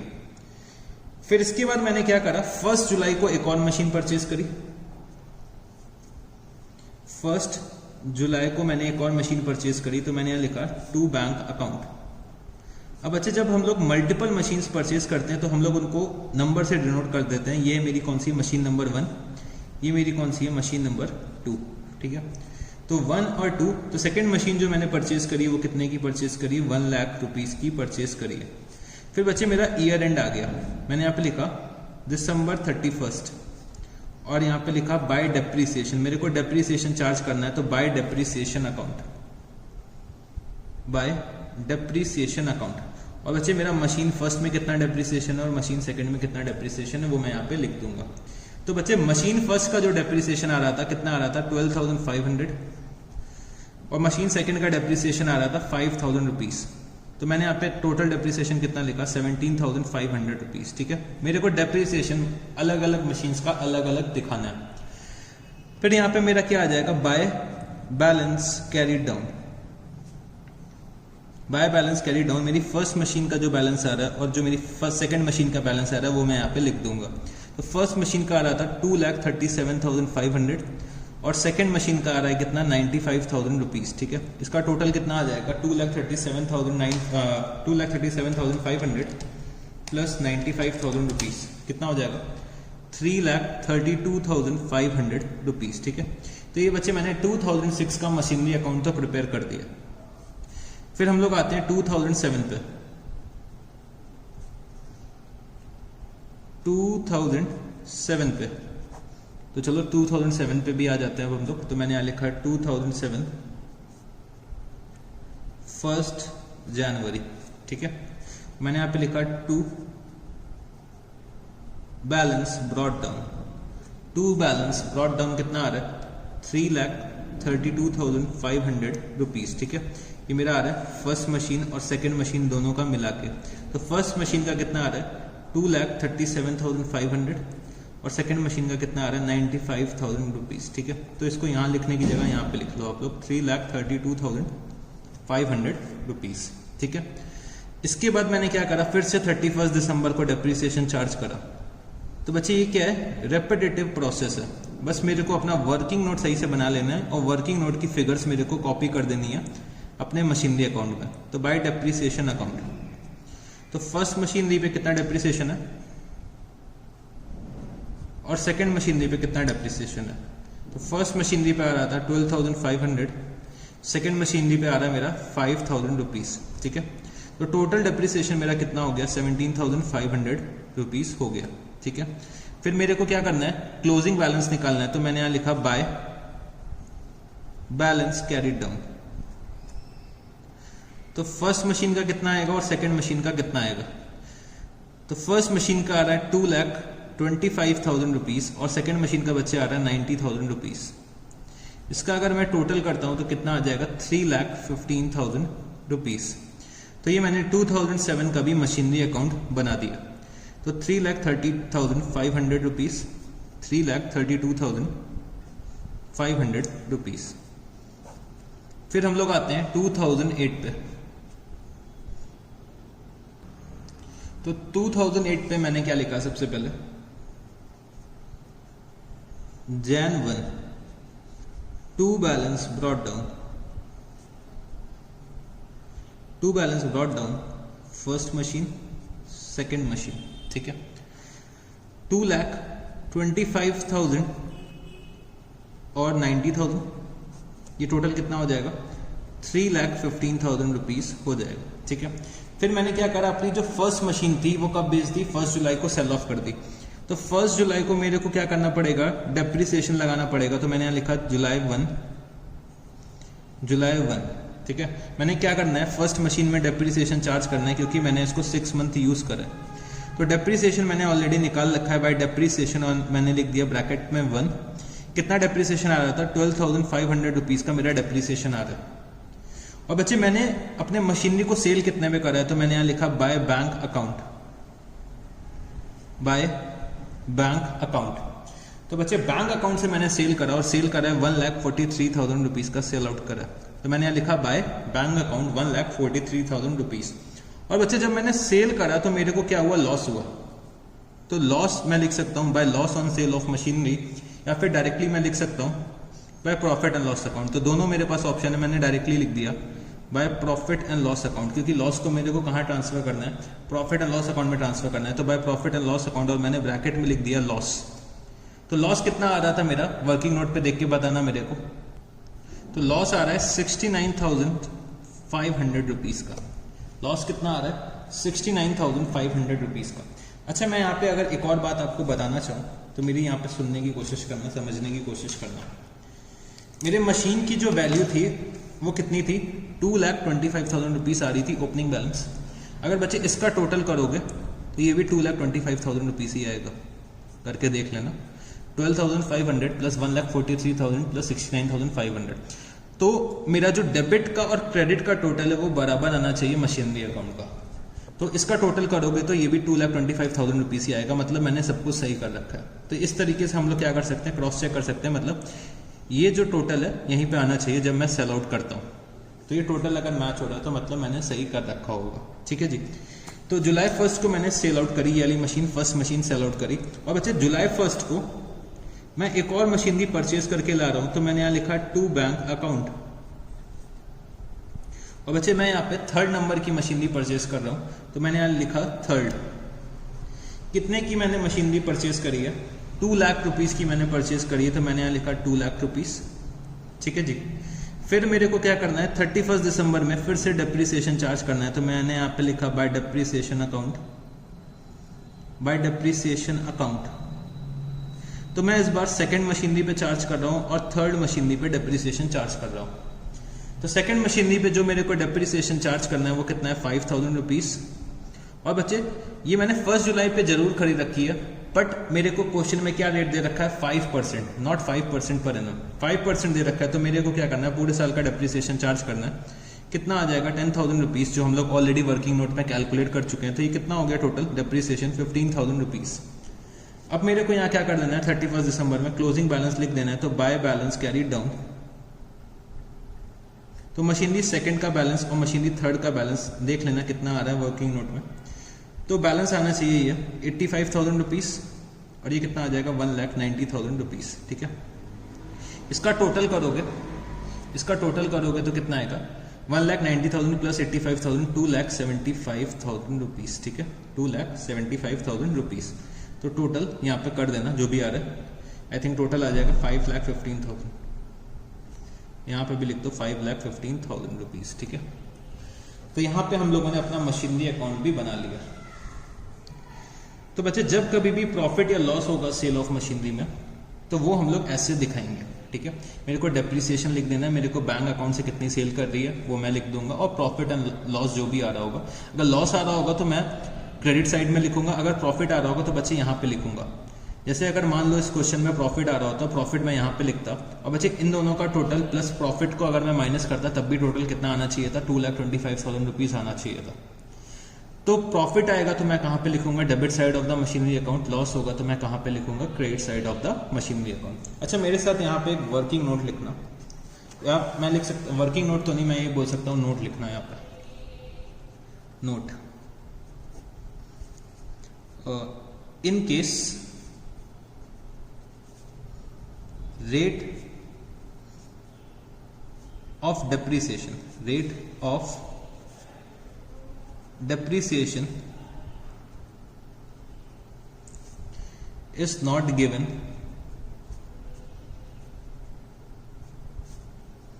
with per annum,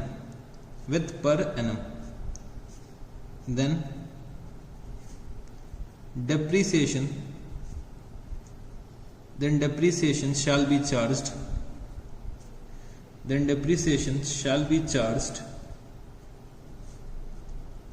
for full year, ठीक है। ये तो हो गया, मैंने यहाँ पे नोट लिख दिया कि in case rate of depreciation is not given with per annum then depreciation shall be charge for full year, ठीक है। तो ये मैं एग्जामिनर के लिए भी नोट लिख के आऊंगा। अगर मैं कुछ भी अलग से कुछ स्पेशल चीज करता हूं तो मेरे को यहाँ पे लिखना पड़ेगा, एग्जामिनर को नोट देना पड़ेगा, एग्जामिनर को बताना पड़ेगा मैंने ये क्यों करा। तो यहाँ पे मैंने यहाँ पे लिख दिया नोट, ठीक है। तो यहाँ पे हम लोगों ने अपना क्वेश्चन नंबर 4 भी सॉल्व कर लिया। तो चलो बच्चे, अब हम लोग चलते हैं अपने सेकंड मोस्ट इंपॉर्टेंट मेथड के बारे में डिस्कस करते हैं। तो जो हम लोग अगला मेथड डिस्कस करने जा रहे हैं उसका नाम क्या है? रिड्यूसिंग और डिमिनिशिंग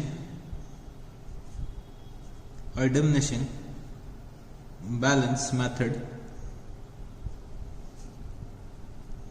या फिर हम लोग इसको बोलते हैं WDV मेथड। WDV का मतलब क्या हो गया? Written down value. WDV का क्या मतलब होता है? रिटन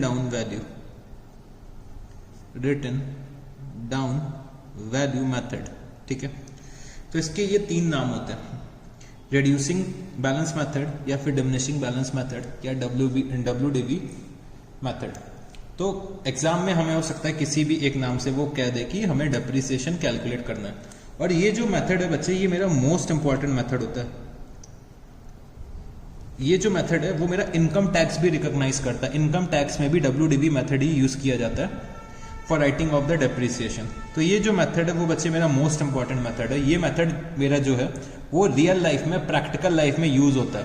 कहीं भी आप रियल लाइफ में स्ट्रेट लाइन मेथड यूज होते हुए नहीं देखोगे। आप ये देखोगे कि हर जगह WDV मेथड यूज होता है। जब आप आर्टिकलशिप में जाओगे तो देखोगे कि क्लाइंट्स जो है डेप्रिसिएशन जो चार्ज कर रहा है वो रिटन डाउन वैल्यू मेथड में चार्ज कर रहा है।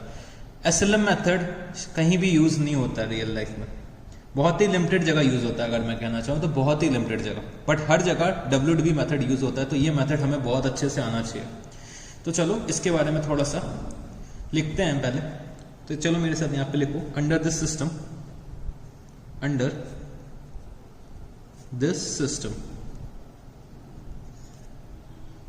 a fixed percentage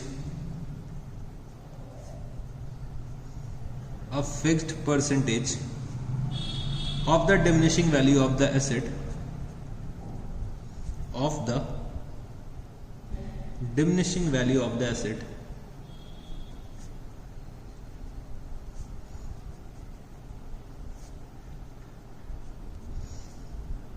is written off each year,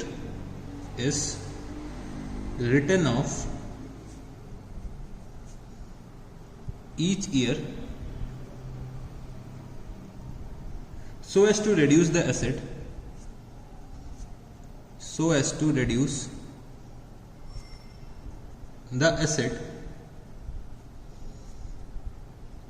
to its residual value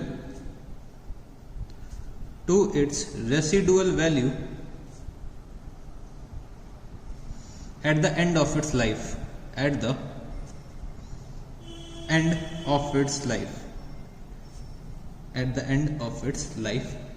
The rate of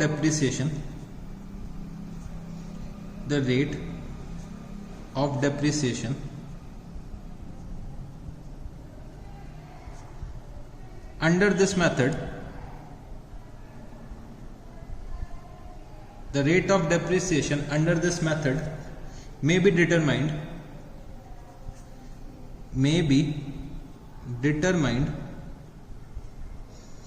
by the following formula.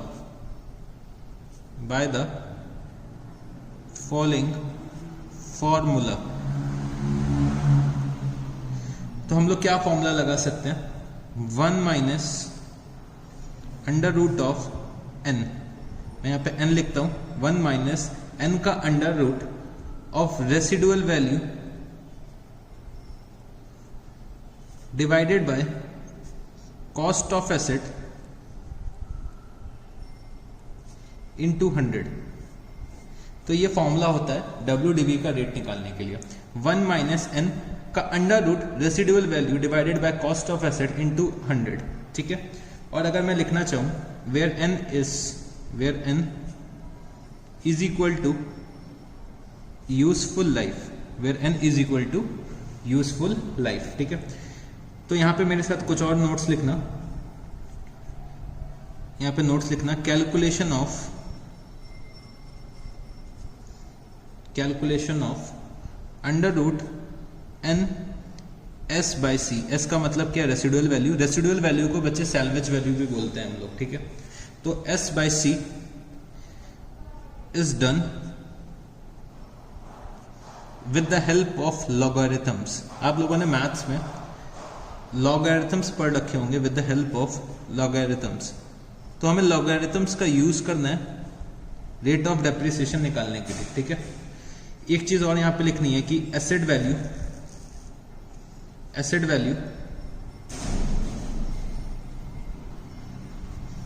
Is never reduced to zero under this method. इस method में बच्चे asset की value कभी भी zero नहीं हो सकती है, ठीक है, कभी भी जीरो नहीं हो सकती है, पॉसिबिलिटी नहीं होती इसमें एसेट की वैल्यू जीरो होने की, ठीक है। वो अभी हम लोग समझेंगे जब अभी हम लोग डिस्कस करेंगे। अभी पहले सबसे पहले मेरे साथ यहाँ पे नोट्स लिख लो, फिर इसके बाद हम लोग अच्छे से डिस्कस करेंगे इस मेथड के बारे में। और यहाँ पे क्या लिखना है? This method can be applied, this method can be applied only when there is some residual value of the asset, only when there is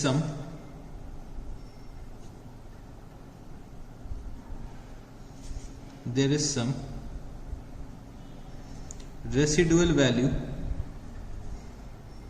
of the asset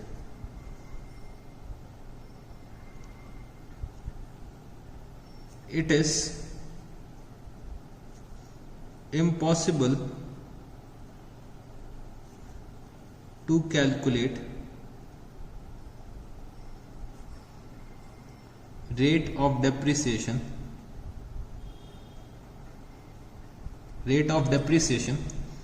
if residual value is zero, ठीक है। तो चलो इसकी method की बात करते हैं, ठीक है। इस मेथड को समझने के लिए हम लोग क्या करते हैं, एक एग्जांपल लेते हैं, फिर इस मेथड को समझते हैं कि ये कैसे क्या होता है, ठीक है। तो सबसे पहले मैं आपको एक एग्जांपल लिखाना चाहता हूँ। पहले एग्जांपल लिखो, फिर हम लोग इसको समझते हैं इसको कैसे करना है। तो एग्जांपल लिखो यहाँ पे, मशीनरी परचेज्ड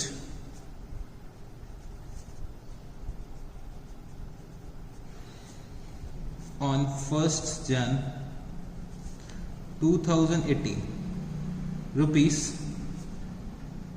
5 लाख, ठीक है, रुपीस 5 लाख। तो मशीनरी परचेज कर रहे हैं ऑन 1st Jan 2018 को कितने की? 5 लाख रुपीस की, ठीक है। फिर बच्चे depreciation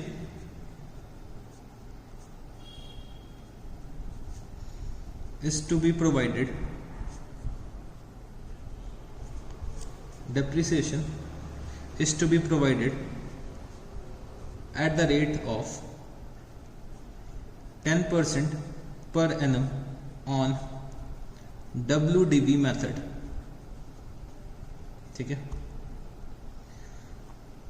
machine was sold for rupees 3,50,000 on 1st March 2020, ठीक है, 1 मार्च 2020। कैलकुलेट प्रॉफिट और लॉस ऑन सेल, ठीक है। तो ये सब इंफॉर्मेशन हमें दे रखी है और हमें क्या निकालना है, प्रॉफिट और loss on sale of machinery निकालना है। तो मेरे को मशीनरी कितने पे परचेज करी है, 1 जनवरी 2018 में परचेज करी है। और बच्चे अकाउंटिंग ईयर हमारा क्या हो जाएगा, कैलेंडर ईयर होगा, ठीक है। अकाउंटिंग ईयर हम लोग क्या मानते हैं, कैलेंडर ईयर को मान लेते हैं इस केस में।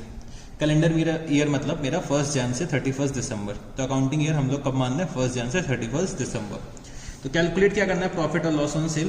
डेप्रिसिएशन मेरे को दे रखा है 10% पर एनम चार्ज करना है ऑन WDV मेथड। मशीन को मैंने सेल करा है 3,50,000 में ऑन 1 मार्च 2020। तो कैलकुलेट प्रॉफिट और लॉस ऑन सेल। तो चलो हम लोग क्या करते हैं, बस इसमें एक वर्किंग नोट बनाते हैं और देखते हैं कैसे क्या हमें काम करना, ठीक है। इसमें मेरे को मशीनरी अकाउंट नहीं बनाना है। मशीनरी अकाउंट बनाना बच्चे बहुत आसान काम है, जैसे कि हम लोगों ने SLM में पढ़ा है। SLM में जैसे हम लोग अपना मशीनरी अकाउंट बनाते थे, डेप्रिसिएशन अकाउंट बनाते थे, as it is WDV method में बनाएंगे, कोई भी फर्क नहीं है। बस चेंज कहां पे आएगा, वर्किंग नोट में आएगा, ठीक है। तो चलो इस क्वेश्चन का सॉल्यूशन करते हैं। तो मेरे को क्या दे रखा है, मैंने मशीन परचेज करी 1 जनवरी 2018 को। कितने की परचेज करी, 5 लाख रुपीस की परचेज करी। फिर मेरे को दे रखा है कि मैंने इसको सेल कब करा है, 2020 में सेल करा है। तो मतलब मेरे को 2018 का डेप्रिसिएशन चार्ज करना होगा, 2019 का डेप्रिसिएशन चार्ज करना होगा। फिर बच्चे 2 मंथ्स का डेप्रिसिएशन चार्ज करना होगा, क्योंकि मैंने 1 मार्च को सेल आउट करी है। तो चलो डेप्रिसिएशन चार्ज करके 1 मार्च का वैल्यू निकालते हैं, बुक वैल्यू निकालते हैं। तो मैंने यहाँ पे सबसे पहले 31 दिसंबर को डेप्रिसिएशन चार्ज करा होगा 2018 में, और कितना चार्ज करा होगा, एट द रेट 10%।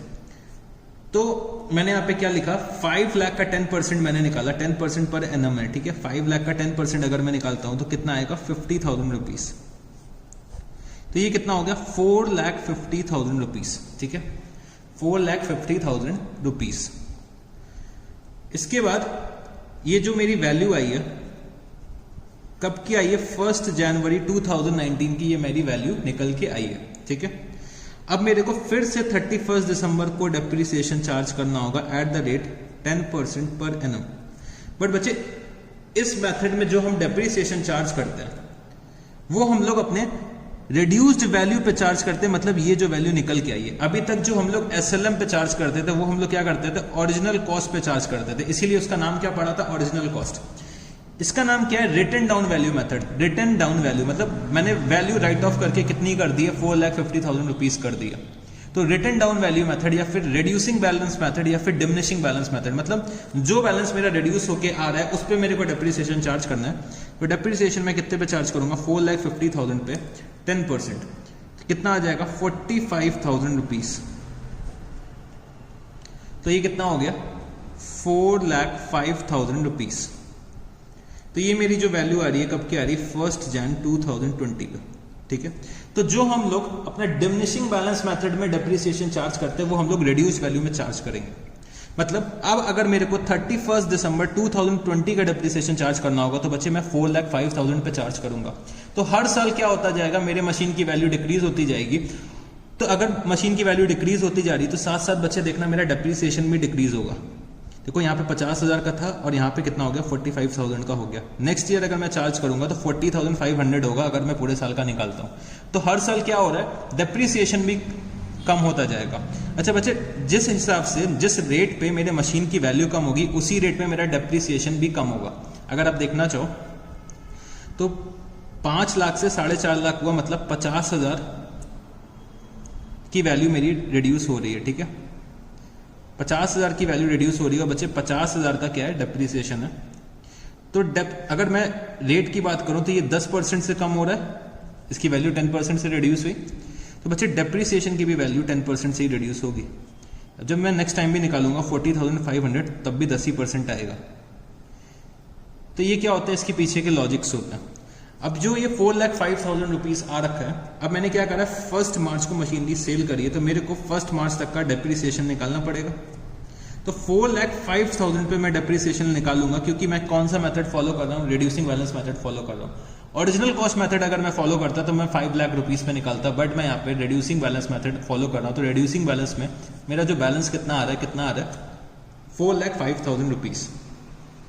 तो 4,05,000 का 10% मैं निकालूंगा और बच्चे 2 मंथ्स का डेप्रिसिएशन निकालना है, क्योंकि जनवरी और फरवरी का मेरे को डेप्रिसिएशन निकालना है। मैंने मार्च 1 में सेल आउट कर दिया। तो अगर मैं 2 महीने का डेप्रिसिएशन निकालता हूं तो कितना आएगा 4,05,000 का 10% कितना आएगा 40,500 इंटू 2 डिवाइडेड बाय 12। तो डेप्रिसिएशन कितना आ रहा है 6,750 का डेप्रिसिएशन आ रहा है। तो मेरी 1 मार्च 2020 को बुक वैल्यू क्या होगी बच्चे? इसको हम लोग क्या बोलते हैं? Book value. जो हमारे अकाउंटिंग के बुक्स में वैल्यू आती है उसको हम लोग क्या बोलते हैं? Book value. तो इसकी बुक वैल्यू क्या आ रही है 4,05,000 माइनस 6,750 कितना आएगा 4,05,000 माइनस 6,750। तो ये बच्चे आ रहा है 3,98,250 रुपीज। ठीक है। और बच्चे इस मशीन को मैंने सेल कितने में कर दिया? सेल जो मैंने करा है, सेल वैल्यू जो मेरी दे रखी है क्वेश्चन में 3,50,000 रुपीज की सेल वैल्यू दे रखी है। तो मेरा लॉस कितना आ जाएगा 48,250 का मेरा लॉस आ जाएगा। लॉस मेरा कितना आ गया 48,250 का लॉस आया ऑन सेल ऑफ मशीनरी। तो मेरा लॉस आ रहा है 48,250। यही मेरे को निकालना था प्रॉफिट या लॉस। अच्छा, मेरे को अगर मशीनरी अकाउंट बनाना पड़ेगा तो मैं मशीनरी अकाउंट बना सकता हूं। मेरे को परचेज प्राइस पता है, हर साल का डेप्रिसिएशन पता है, मेरे को सेल और परचेज पता है, तो मैं आराम से मशीनरी अकाउंट बना सकता हूँ। कोई भी फर्क नहीं। जैसा मैं एसएलएम में बनाता था, स्ट्रेट लाइन मेथड में बनाता था, वैसे ही मैं डब्ल्यूडीबी मेथड में भी बनाऊंगा। उसमें कोई भी फर्क नहीं है। तो आप लोग क्या करिएगा, इसमें मशीनरी अकाउंट बनाइएगा। ये आपका क्या हो जाएगा homework, prepare machinery account. Prepare machinery account. अच्छा बच्चे, मैंने इसमें मेथड में कुछ बातें लिखा रखी हैं कि जैसे कि हमारे मशीन की वैल्यू कभी भी जीरो नहीं हो सकती है। चलो इसको भी समझने की कोशिश करता हूं, क्यों जीरो नहीं हो सकती है। मैंने फॉर एग्जांपल एक एसेट परचेज करा 100 रुपीज का। ठीक, इस पे डेप्रिसिएशन है 10% ऑन डब्ल्यूडीबी। एक सिंपल सा एग्जांपल मैं ले रहा हूं, 10% ऑन डब्ल्यूडीबी है। तो 100 रुपए की चीज पे 10% डेप्रिसिएशन लगेगा तो कितना होगा 90। ठीक, फिर 90 पे फिर से 10% लगेगा 9, कितना हो जाएगा 81। 81 पे फिर से डेप्रिसिएशन लगेगा 10%। तो डिमिनिशिंग बैलेंस मेथड में रिड्यूसिंग बैलेंस पे मेथड डेप्रिसिएशन लगता जाता है। तो 81 पे जो मेरा डेप्रिसिएशन लगेगा 8.1 का, ठीक है जी, तो कितना आ जाएगा 72.90। ये वैल्यू आई 72.90 पे फिर से डेप्रिसिएशन लगेगा, कितना आएगा 7.29। वैल्यू कितनी आ जाएगी 65.61। तो अगर आप लोग देखते जाओ, मेरा जो डेप्रिसिएशन का हर बार अमाउंट है वो क्या होता जा रहा है, कम होता जा रहा है। ठीक है, डेप्रिसिएशन का अमाउंट कम होता जा रहा है और बच्चे साथ ही साथ मेरे एसेट की वैल्यू कम हो रही है। और जो डेप्रिसिएशन का अमाउंट है, जो डेप्रिसिएशन का ये अमाउंट निकल के आ रहा है मेरा, वो एसेट की वैल्यू पे क्या है, डिपेंडेंट है। एसेट की वैल्यू पे मेरा डेप्रिसिएशन का अमाउंट क्या है, डिपेंडेंट है। मतलब एसेट की जितनी वैल्यू होगी उसी के अकॉर्डिंग मेरा डेप्रिसिएशन चार्ज होगा। तो जैसे जैसे एसेट की वैल्यू कम होगी बच्चे, वैसे वैसे मेरा डेप्रिसिएशन का अमाउंट भी कम होगा। तो इसी वजह से कभी भी डब्ल्यूडीबी मेथड में मेरा एसेट का बैलेंस जीरो नहीं हो सकता आफ्टर चार्जिंग डेप्रिसिएशन। अगर 1 रुपए भी ऐसे मैं करता जाऊंगा, अगर मैं करता जाऊं, मेरी मशीन की वैल्यू रह गई 1 रुपए, तब भी मेरा डेप्रिसिएशन कितना चार्ज होगा 0.1। तो अब कितनी वैल्यू हो जाएगी 0.9, फिर 0.9 पे फिर चार्ज होगा, फिर ऐसे ऐसे करते करते ये 0.000 ऐसे करके होता चला जाएगा। बट बच्चे कभी एग्जैक्ट जीरो नहीं होगा। 0.000 करके ऐसे 525 हो जाएगा, तो एग्जैक्ट जीरो नहीं हो सकता कभी भी। तो रिड्यूसिंग बैलेंस मेथड में कभी भी डेप्रिसिएशन जीरो तो नहीं हो सकता, क्योंकि हम लोग क्या करते हैं, डेप्रिसिएशन ही रिड्यूसिंग बैलेंस पे चार्ज करते हैं। मतलब मेरा डेप्रिसिएशन भी साथ ही साथ कम होता रहता है। बट अगर मैं बात करूं स्ट्रेट लाइन मेथड में, स्ट्रेट लाइन मेथड में मेरे जो मशीन की वैल्यू है वो बच्चे जीरो हो सकती है। जैसे कि मैंने मशीन परचेज करी 50 रुपए की, ठीक है, और मेरे को डेप्रिसिएशन चार्ज करना है 20% पर, 20% पर एनम। तो अगर मैं पहले साल का डेप्रिसिएशन देखूं 10 साल, 10 रुपए 40 बचा, फिर से 10 रुपए, कितना बचा 30, क्योंकि मेरे को क्या करना है, ओरिजिनल कॉस्ट पे चार्ज करना है। तो फिर से मैं यहाँ पे 10 चार्ज करूंगा 20, फिर से मैं 10 चार्ज करूंगा 10, और फिर से मैं 10 चार्ज करूंगा तो 0। तो एसएलएम में तो जीरो हो सकती है वैल्यू मशीन की, बट बच्चे डब्ल्यूडीबी में कभी भी जीरो नहीं हो सकती मशीन की वैल्यू। ठीक है, ये चीज समझने की चीज है। तो चलो अच्छा मेरे साथ फिर से यहाँ पे आ जाओ थ्योरी पे। तो क्या लिख रखा है, a fixed percentage of diminishing value of the asset. तो फिक्स्ड परसेंटेज चार्ज करते हैं, जो हम लोग 10% चार्ज कर रहे थे, of the diminishing value of the asset. जो बैलेंस हमारा रिड्यूस होके आता है उस पे हम लोग क्या करते हैं, अपना डेप्रिसिएशन चार्ज करते हैं। It's written off each year so as to reduce the assets to its residual value at the end of its life. तो हमें अपने एसेट की जो वैल्यू है वो रेसिडुअल वैल्यू पे लेकर आनी पड़ती है eight the end of its life, but actually में ये पॉसिबल नहीं हो पाता। हमारे एसेट्स की वैल्यू रिड्यूस होती चली जाती है, हम लोग एन लेकर करते हैं, नंबर ऑफ ईयर्स लेकर करते हैं, बट एक्चुअली में बच्चे हो नहीं पाता है, क्योंकि हम लोग जीरो पे तो नहीं ला सकते, रेसिडुअल वैल्यू पे तो लेकर आ सकते हैं, बट जीरो पे कभी नहीं आ सकता है। तो रेसिडुअल वैल्यू के लिए हम लोगों ने क्या पढ़ रखा है, एक फॉर्मूला पढ़ रखा है, वो भी अभी हम लोग समझते हैं। तो चलो इस रेट ऑफ डेप्रिसिएशन का जो फॉर्मूला दे रखा है कि कैसे कैलकुलेट करते हैं। देखो अभी हम लोगों ने जो क्वेश्चन करा है उसमें रेट ऑफ डेप्रिसिएशन दे रखा था, और जनरली क्वेश्चंस में आपको रेट ऑफ डेप्रिसिएशन मिलेगा, ये फॉर्मूला शायद ही कभी आपसे यूज करवाए, बट हमें मालूम होना चाहिए कि ऐसा कुछ फॉर्मूला होता है रेट ऑफ डेप्रिसिएशन निकालने का अंडर WDV मेथड। इस फॉर्मूले को मैं यूज नहीं कर सकता SLM मेथड में, सिर्फ ये फॉर्मूला कहां पे यूज हो सकता है, WDV मेथड में यूज हो सकता है for calculating the rate of depreciation. तो चलो यहां पे मेरे साथ एक एग्जांपल लिखो। Example, a machine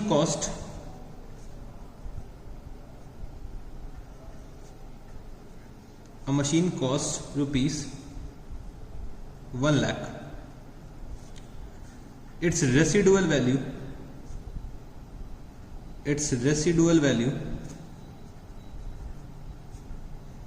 is rupees 6400 and its expected life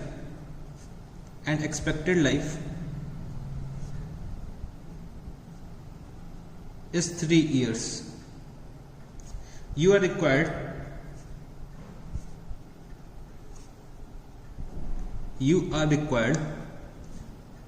to determine the rate of depreciation. You are required to determine the rate of depreciation. तो हमें क्या करना है, डेप्रीसिएशन का रेट निकालना है। तो जैसे कि हम लोगों ने फॉर्मूला क्या पढ़ रखा है, WDV रेट निकालने के लिए WDV rate is equal to 1 minus NS by C. S का मतलब सैल्वेज वैल्यू, सी का मतलब कॉस्ट। तो 1 माइनस N का मतलब क्या है, यूजफुल लाइफ। यूजफुल लाइफ कितनी है, 3 इयर्स की है। अंडर रूट ऑफ S कितना 6400 डिवाइडेड बाय 1 लाख। ठीक है, तो मैंने जो अंडर रूट कर रखा है वो अंडर रूट कितना कर रखा है, 3 टाइम्स कर रखा है। अगर मैं इसको लिखना चाहूं सिंपल भाषा में तो मैं ये क्या लिख सकता हूं, 1 माइनस 6400 डिवाइडेड बाय 1 लाख की पावर 1/3। इसको मैं ऐसे भी लिख सकता हूं, मैथ्स के फॉर्म में कि 1 माइनस 6400 डिवाइडेड बाय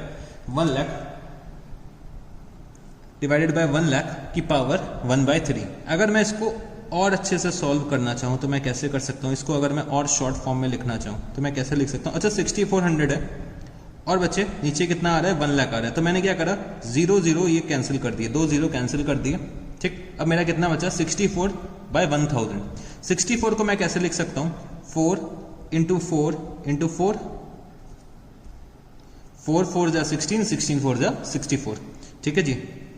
और अगर मैं 1000 को लिखना चाहूं तो मैं कैसे लिख सकता हूं, 10 इंटू 10 इंटू 10, ऐसे मैं लिख सकता हूं, पावर 1/3। इसको अगर मैं और अच्छे से लिखना चाहूं तो मैं कैसे लिख सकता हूं, 1 माइनस 4/10। तो 4/10 4 की पावर 3, 10 की पावर 3 इंटू, और ब्रैकेट में मतलब होल पावर 1/3। तो बच्चे दोनों की पावर कितनी आ रही है, 4 की पावर 3, 10 की पावर 3। इसको और मैं सिंपल करके लिखना चाहूं तो मैं कैसे लिख सकता हूं, 4/10 3 इंटू 1/3 हो जाएगा होल पावर। तो 3 से 3 कैंसिल हो गया, तो बचा क्या, 1 माइनस 4/10। अब बच्चे इसको तो हम सॉल्व भी कर सकते हैं, ये कितना आएगा, 6/10। 6/10 मतलब क्या आ गया, मेरा जो रेट ऑफ डेप्रिसिएशन है वो कितना है, 60% आ रहा है। मेरा रेट ऑफ डेप्रिसिएशन कितना आ रहा है, 60% आ रहा है। तो एग्जाम में अगर कभी आपका आता है तो आप ऐसे सॉल्व करके निकाल सकते हैं। ऐसे सॉल्व करके आप निकाल सकते हैं, इसको सिंप्लीफाई करिए और इसको सॉल्व करके ऐसे 60% निकाल सकते हैं। बट इन केस ये सॉल्वेबल नहीं है तो हमें क्या करना होगा, लॉग टेबल्स का यूज करना पड़ेगा। लॉग टेबल्स का फिर हमें यूज करना पड़ेगा। देखो कैलकुलेटर जो हमारा होता है वो स्क्वायर रूट तो निकाल देगा, स्क्वायर रूट का ऑप्शन होता है, मतलब अगर यहाँ पे 1/3 की जगह 1/2 होता तो कैलकुलेटर में मैं ये लिख देता और बच्चे स्क्वायर रूट कर देता, मेरा आंसर सॉल्व होके आ जाता। बट कैलकुलेटर में मेरे को सिर्फ स्क्वायर रूट का ऑप्शन दे रखा है, मतलब अगर पावर 1/2 दे रखी है तो ही मैं ये कर सकता हूँ, ठीक है। बट 1/3 दे रखी है तो मेरे को या तो ऐसे सिंप्लीफाई करना पड़ेगा या फिर मेरे को लॉग टेबल्स यूज करनी पड़ेंगी जो आप लोगों ने मैथ्स में पढ़ रखी है। तो वो उतना लॉग टेबल्स अकाउंट्स में यूज करने के लिए वो लोग बोलते नहीं है, ऐसे सिंप्लीफाइड ही देंगे, इससे ज्यादा नहीं देंगे। अगर बाय चांस ऐसा कुछ आता है तो आपको लॉग टेबल्स यूज करनी पड़ेंगी जो आपने मैथ्स में पढ़ रखी है, ठीक है। बट ऐसा जनरली आता नहीं है, बस इतना ही, इस लेवल का ही अगर पूछेंगे तो पूछेंगे। तो हमें ये फॉर्मूला मालूम होना चाहिए और ऐसे सॉल्व करना आना चाहिए। तो इससे हम लोग क्या निकाल सकते हैं, WDV का रेट। अगर WDV का रेट मैंने निकाल लिया तो मैं आराम से अपने मशीनरी के कॉस्ट पे ये रेट अप्लाई करूंगा और रेट अप्लाई करके मैं क्या करूंगा, डेप्रिसिएशन निकाल लूंगा। तो मेरे को इस तरीके से डेप्रिसिएशन निकालना पड़ता है। तो मैंने यहाँ पे लिखवा रखा है कि जो फॉर्मूला होता है 1 - n under root of residual value divided by cost of asset into 100, ठीक है, इनटू 100। उसके बाद calculation of under root s/c is done with the help of logarithms, जो मैंने अभी आपको समझाया। Asset value is never reduce to 0 under this method, ये भी मैंने आपसे डिस्कस करा कि एसेट वैल्यू को कभी भी हम लोग 0 पे लेकर नहीं जा सकते। This method can be applied only when there is some residual value of the asset. तो जो ये फॉर्मूला है तभी अप्लाई कर सकते हैं जब कोई रेसिडुअल वैल्यू मेरे को दे रखी है क्वेश्चन में। अगर रेसिडुअल वैल्यू नहीं दे रखी है तो मैं ये फॉर्मूले को अप्लाई नहीं कर सकता। अगर रेसिडुअल वैल्यू नहीं दे रखी है तो मेरे को क्या अज्यूम करना पड़ेगा, रेसिडुअल वैल्यू मेरी क्या है, 0 है। तो अगर मैं यहाँ पे 0 लिख देता हूँ तो बच्चे 0 आ जाएगा, तो 1 - 0 तो 0 ही होगा, 1 - 0 तो 1 हो जाएगा, तो 1 थोड़ी ना रेट ऑफ डेप्रिसिएशन होगा। तो रेसिडुअल वैल्यू बहुत इंपॉर्टेंट है अगर मेरे को इस फॉर्मूले को अप्लाई करना है। तो रेसिडुअल वैल्यू मेरे को मालूम होनी चाहिए, यही चीज मैंने लिखा रखी है कि अगर रेसिडुअल वैल्यू नहीं दे रखा है तो बच्चे ये वाला फॉर्मूला तो हम अप्लाई नहीं कर सकते। तो रेसिडुअल वैल्यू इसके लिए क्या होता है, मैंडेटरी चीज है। तो ये हम लोगों ने रिड्यूसिंग बैलेंस मेथड और डिमिनिशिंग बैलेंस मेथड का थोड़ा सा डिस्कशन करा। अब हम लोग चलो आते हैं क्वेश्चंस पे। तो क्वेश्चंस पे आने से पहले क्वेश्चंस पे ही मैं चलो आता हूँ। क्वेश्चन मैं आपको एक कराता हूँ। तो क्वेश्चंस पे आने से पहले मैं फिर से डिस्कस कर लेता हूं कि जो डिमिनिशिंग बैलेंस मेथड पे हम लोग डेप्रिसिएशन चार्ज करते हैं वो क्या करते हैं, एसेट्स की रिड्यूसिंग बैलेंस पे चार्ज करते हैं, और स्ट्रेट लाइन मेथड पे हम लोग क्या करते हैं, ओरिजिनल कॉस्ट पे चार्ज करते हैं। स्ट्रेट लाइन मेथड में जो डेप्रिसिएशन होता है बच्चे वो फिक्स होता है, बट WDV मेथड में डेप्रिसिएशन कभी भी फिक्स नहीं होता है। अगर मेरे से कोई पूछे कि डिफरेंस लिखो between straight line method, difference लिखो बिटवीन स्ट्रेट लाइन मेथड और WDV मेथड, तो हम लोग ये बहुत आराम से लिख सकते हैं। तो ये आपका क्या है, होमवर्क है। स्ट्रेट लाइन मेथड में फिक्स डेप्रिसिएशन होता है, WDV में फिक्स नहीं होता है, ठीक है। स्ट्रेट लाइन मेथड में एसेट की कॉस्ट 0 हो सकती है, WDV मेथड में एसेट की कॉस्ट 0 नहीं हो सकती है, ठीक है। ये सब डेप्रिसिएशन ये सब हम लोग डिफरेंसेस स्ट्रेट लाइन मेथड और WDV मेथड के बारे में लिख सकते हैं। तो ये आपका क्वेश्चन है होमवर्क में, ठीक है। तो WDV हम लोग जो WDV रेट होता है वो हम लोग किस पे चार्ज करते हैं, एसेट्स की रिड्यूसिंग बैलेंस पे चार्ज करते हैं, ठीक है जी। तो चलो आप लोग आ जाओ मेरे साथ क्वेश्चन नंबर पे। तो क्वेश्चन नंबर जो हम लोग करने जा रहे हैं, क्वेश्चन नंबर 6 पे आ जाओ, ठीक है। Question number 6। तो क्वेश्चन नंबर 6 जो दे रखा है वो हमें क्या दे रखा है, a firm purchased on 1st April 2009 a second hand machinery for rupees 36,000 and spent rupees 4,000 on its installation. On 1st October in the same year another machinery costing rupees 20,000 was purchased. On 1st October 2011 the machinery bought on 1st April 2009 was sold off for rupees 12,000, and on the same date a fresh machine was purchased for rupees 64,000. Depreciation is provided annually on 31st March at the rate of 10% per annum on WDV method. Show the machine account from 1st April 2009 to 31st March 2013, ठीक है। मेरे को जो machinery account दिखाना है वो कितने साल का दिखाना है, 3 साल का दिखाना है, मतलब 2009, 10, 11 11, 12 और 13, 14 सॉरी 11, 12 और 12, 13, तो मेरे को 4 साल का सॉरी दिखाना है, 3 साल का नहीं, 4 साल का मेरे को मशीनरी अकाउंट बना के दिखाना है। तो 4 साल की मेरे को क्या करना है, वर्किंग करनी है यहाँ पर। तो चलो हम लोग सबसे पहले क्या करते हैं, इस क्वेश्चन को शुरू करते हैं, वर्किंग नोट बनाते हैं। तो आते हैं हम लोग यहाँ पे लिखते हैं क्वेश्चन नंबर 6। मैं यहाँ पे सीधे वर्किंग नोट पे आ रहा हूँ, ठीक है। मैंने क्या कर रखा है, 3 मशीन्स परचेज कर रखी है, तो मैंने 1, 2 और 3 यहाँ पे लिख दिया, ठीक है। 1, 2 और 3। तो जो सबसे पहले मैंने मशीन परचेज करी, कब परचेज करी, 1 अप्रैल 2009 को परचेज करी है। और बच्चे सेकेंड हैंड मशीन थी, वो मैंने परचेज कितने पे करी है, 36,000 पे परचेज करी है। और 4,000 रुपीज उसके इंस्टॉलेशन पे मैंने क्या करा है, खर्च किया। तो जो मेरे मशीन की कॉस्ट होगी वो कितनी होगी, 40,000 रुपीज होगी, क्योंकि मैंने जो 4,000 इनकर करा है वो रेडी टू यूज करने के लिए इनकर करा है। तो 40,000 रुपए की फर्स्ट मशीन मैंने परचेज करी। कब परचेज करी, 1 अप्रैल 2009 को मैंने परचेज करी। फिर मैंने 1 अक्टूबर 2009 को एक और मशीन परचेज करी है बच्चे, 20,000 रुपीज की परचेज करी है। 20,000 रुपीज की मैंने 1 अक्टूबर को इन द सेम ईयर एक और मशीन परचेज करी है। फिर मैंने जो नेक्स्ट मशीन परचेज करी है वो कब परचेज करी है, 2011 में परचेज करी है। वो मेरे लिए अभी रेलेवेंट नहीं है, मेरे को पहले 2009 और 10 का सॉल्व करना है। तो मैंने यहां पे क्या लिखा, 31 मार्च 2010। और बच्चे मैंने यहाँ पे डेप्रिसिएशन चार्ज करना है। डेप्रिसिएशन का जो रेट दे रखा है 10% per annum on WDV method. तो अगर 10% की बात करूं तो बच्चे इसका मैं 10% निकालूंगा और मेरे को इस पे पूरे साल का डेप्रिसिएशन चार्ज करना है। तो कितना आएगा, 4,000 रुपए, ठीक है। और बच्चे मेरे को 20,000 पे 10% चार्ज करना है। 20,000 पे 10% डेप्रिसिएशन मेरे को चार्ज करना है। बट बच्चे 6 मंथ्स का मैं चार्ज करूंगा। मैं 6 मंथ्स का डेप्रिसिएशन चार्ज करूंगा, क्योंकि मैंने 1 अक्टूबर को मशीन परचेज करी। तो 6 मंथ्स का डेप्रिसिएशन कितना आ जाएगा, 1,000 रुपीज आना चाहिए, ठीक है। 1,000 रुपीज 6 मंथ्स का डेप्रिसिएशन आना चाहिए। तो ये कितनी वैल्यू आ गई, 36,000 एंड 19,000 रुपीज। तो ये जो वैल्यू है वो कब की है, 1 अप्रैल 2010 की वैल्यू आ गई है, ठीक है जी। फिर मेरे को 31 मार्च 2011 को डेप्रिसिएशन चार्ज करना पड़ेगा। और बच्चे हम लोग डेप्रिसिएशन किस पे चार्ज कर रहे हैं, WDV मेथड। WDV मेथड मतलब रिड्यूसिंग बैलेंस पे मैं डेप्रिसिएशन चार्ज करूंगा। रिड्यूसिंग बैलेंस मेरा कितना है, 36,000 और 19,000 रुपीज। तो 36,000 पे अगर मैं 10% का डेप्रिसिएशन निकालता हूं तो कितना आएगा, 3600। और 19,000 पे 10% डेप्रिसिएशन निकालूंगा तो कितना आएगा, 1,900 रुपीज। तो मेरे को रिड्यूसिंग बैलेंस पे डेप्रिसिएशन चार्ज करना है। तो मैंने यहाँ पे क्या लिखा, 36,000 माइनस 3600 कितना हो जाएगा, 32,400 रुपीज। और ये कितना हो जाएगा, 17,100 रुपीज। तो ये जो मेरी वैल्यू निकल के आई वो कब की आई, 1 अप्रैल 2011। मेरी वैल्यू ये कब की आ गई, 1 अप्रैल 2011। फिर बच्चे मैंने 1 अक्टूबर 2011 को मैंने जो अपनी फर्स्ट नंबर की मशीन है वो सेल ऑफ कर दी। तो मेरे को 1 अक्टूबर तक पहले क्या करना पड़ेगा, डेप्रिसिएशन निकालना पड़ेगा। जिस दिन मैं मशीन सेल आउट करूंगा उस दिन की पहले वैल्यू तो निकालूंगा कि मेरे मशीन की वैल्यू कितनी है, उसके बाद ही तो सेल आउट करूंगा।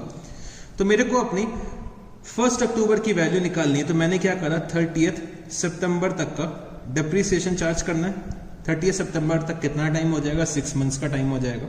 तो 32,400 पे मैं डेप्रिसिएशन चार्ज करूंगा 10% का, क्योंकि मेरे को रिड्यूसिंग बैलेंस पे चार्ज करना है। और मैं 6 मंथ्स का डेप्रिसिएशन चार्ज करूंगा तो 6/12। तो ये कितना आ जाएगा, 32,400 का 10% इंटू 6/12। तो ये कितना आ रहा है, 1620। 1620 का मैंने क्या करा, डेप्रिसिएशन चार्ज करा। और बच्चे मेरी आज की वैल्यू कितनी निकल के आई, 1 अक्टूबर 2011 की मेरी बुक वैल्यू कितनी आएगी। तो बुक वैल्यू जो मेरी आ जाएगी वो आ रही है 30780, ठीक है। 30780 मेरी क्या आ रही है, बुक वैल्यू आ रही है। और बच्चे ये जो मशीन मैंने सेल ऑफ करी है वो कितने में करी है, 12,000 रुपीज पे सेल ऑफ करी है। तो सेल्स वैल्यू कितनी हो गई, सेल्स वैल्यू मेरी कितनी आ रही है, 12,000 रुपीज। तो 12,000 रुपीज पे मैंने ये मशीन सेल ऑफ करी है। तो जो मेरा लॉस हो रहा है वो कितना हो रहा है, 18,780 का लॉस यहाँ पे हो गया। मैंने यहाँ पे लिखा क्या, लॉस। तो loss on sale of machinery कितना है, 18,780 रुपीज। फिर हमने सेम डेट को एक और मशीन परचेज करी है। तो 1 अक्टूबर 2011 को मैंने एक मशीन परचेज करी, कितने की, 64,000 रुपीज की मैंने एक मशीन परचेज करी है। 64,000 की मशीन परचेज करी है। और बच्चे इस पे मेरे को क्या करना है, अब डेप्रिसिएशन लगाना होगा। तो मैं यहाँ पे आ जाता हूँ 31 मार्च 2012। डेप्रिसिएशन मैं कितने रेट पे चार्ज करूंगा, 10% पे चार्ज करूंगा, रिड्यूसिंग बैलेंस पे चार्ज करूंगा। तो 17,100 का 10% अगर मैं निकालता हूं तो 1710। 64,000 का 10% मैं निकालूंगा तो कितना आएगा, 6400। बट बच्चे मेरे को क्या करना है, हाफ ईयर का डेप्रिसिएशन चार्ज करना है, क्योंकि मैंने 1 अक्टूबर 2011 में परचेज करी है। तो हाफ ईयर का डेप्रिसिएशन कितना आ जाएगा, 3200 रुपीज आ जाएगा। तो अगर मैं अब बात करूं इसकी वैल्यू कितनी आएगी, तो कितनी वैल्यू आनी चाहिए, 17,100 माइनस 1710। तो ये आ रहा है 15,390 रुपीज। और ये कितना हो जाएगा, 60,800 रुपीज। तो ये वैल्यू कब की आ रही है, 1 अप्रैल 2012 की आ रही है। और बच्चे मेरे को 31 मार्च 2018 में फिर से डेप्रिसिएशन चार्ज करना पड़ेगा, कितना, 10%। तो 1539 का डेप्रिसिएशन यहाँ पे होगा। और बच्चे यहाँ पे कितना हो जाएगा, 6080 का 10% डेप्रिसिएशन यहाँ पे आ जाएगा। तो मेरी जो वैल्यू निकल के आएगी, क्लोजिंग वैल्यू 31 मार्च 2013 की, जो मेरी क्लोजिंग बैलेंस आएगा वो कितना आ जाएगा, 15390 माइनस 1539। तो ये कितना आ रहा है, 13851। और ये बच्चे कितना आ जाएगा, 60,800 माइनस 6080। तो ये कितना आ रहा है, 54720। तो ये बच्चे मेरा क्या आना चाहिए, क्लोजिंग बैलेंस आना चाहिए। अब मेरे को क्या करना है, एक मशीनरी अकाउंट बना के दिखा देना है। तो चलो फटाफट हम लोग क्या करते हैं, मशीनरी अकाउंट बनाते हैं। मशीनरी अकाउंट बनाते हैं यहाँ पे। तो मशीन अकाउंट, मशीन अकाउंट।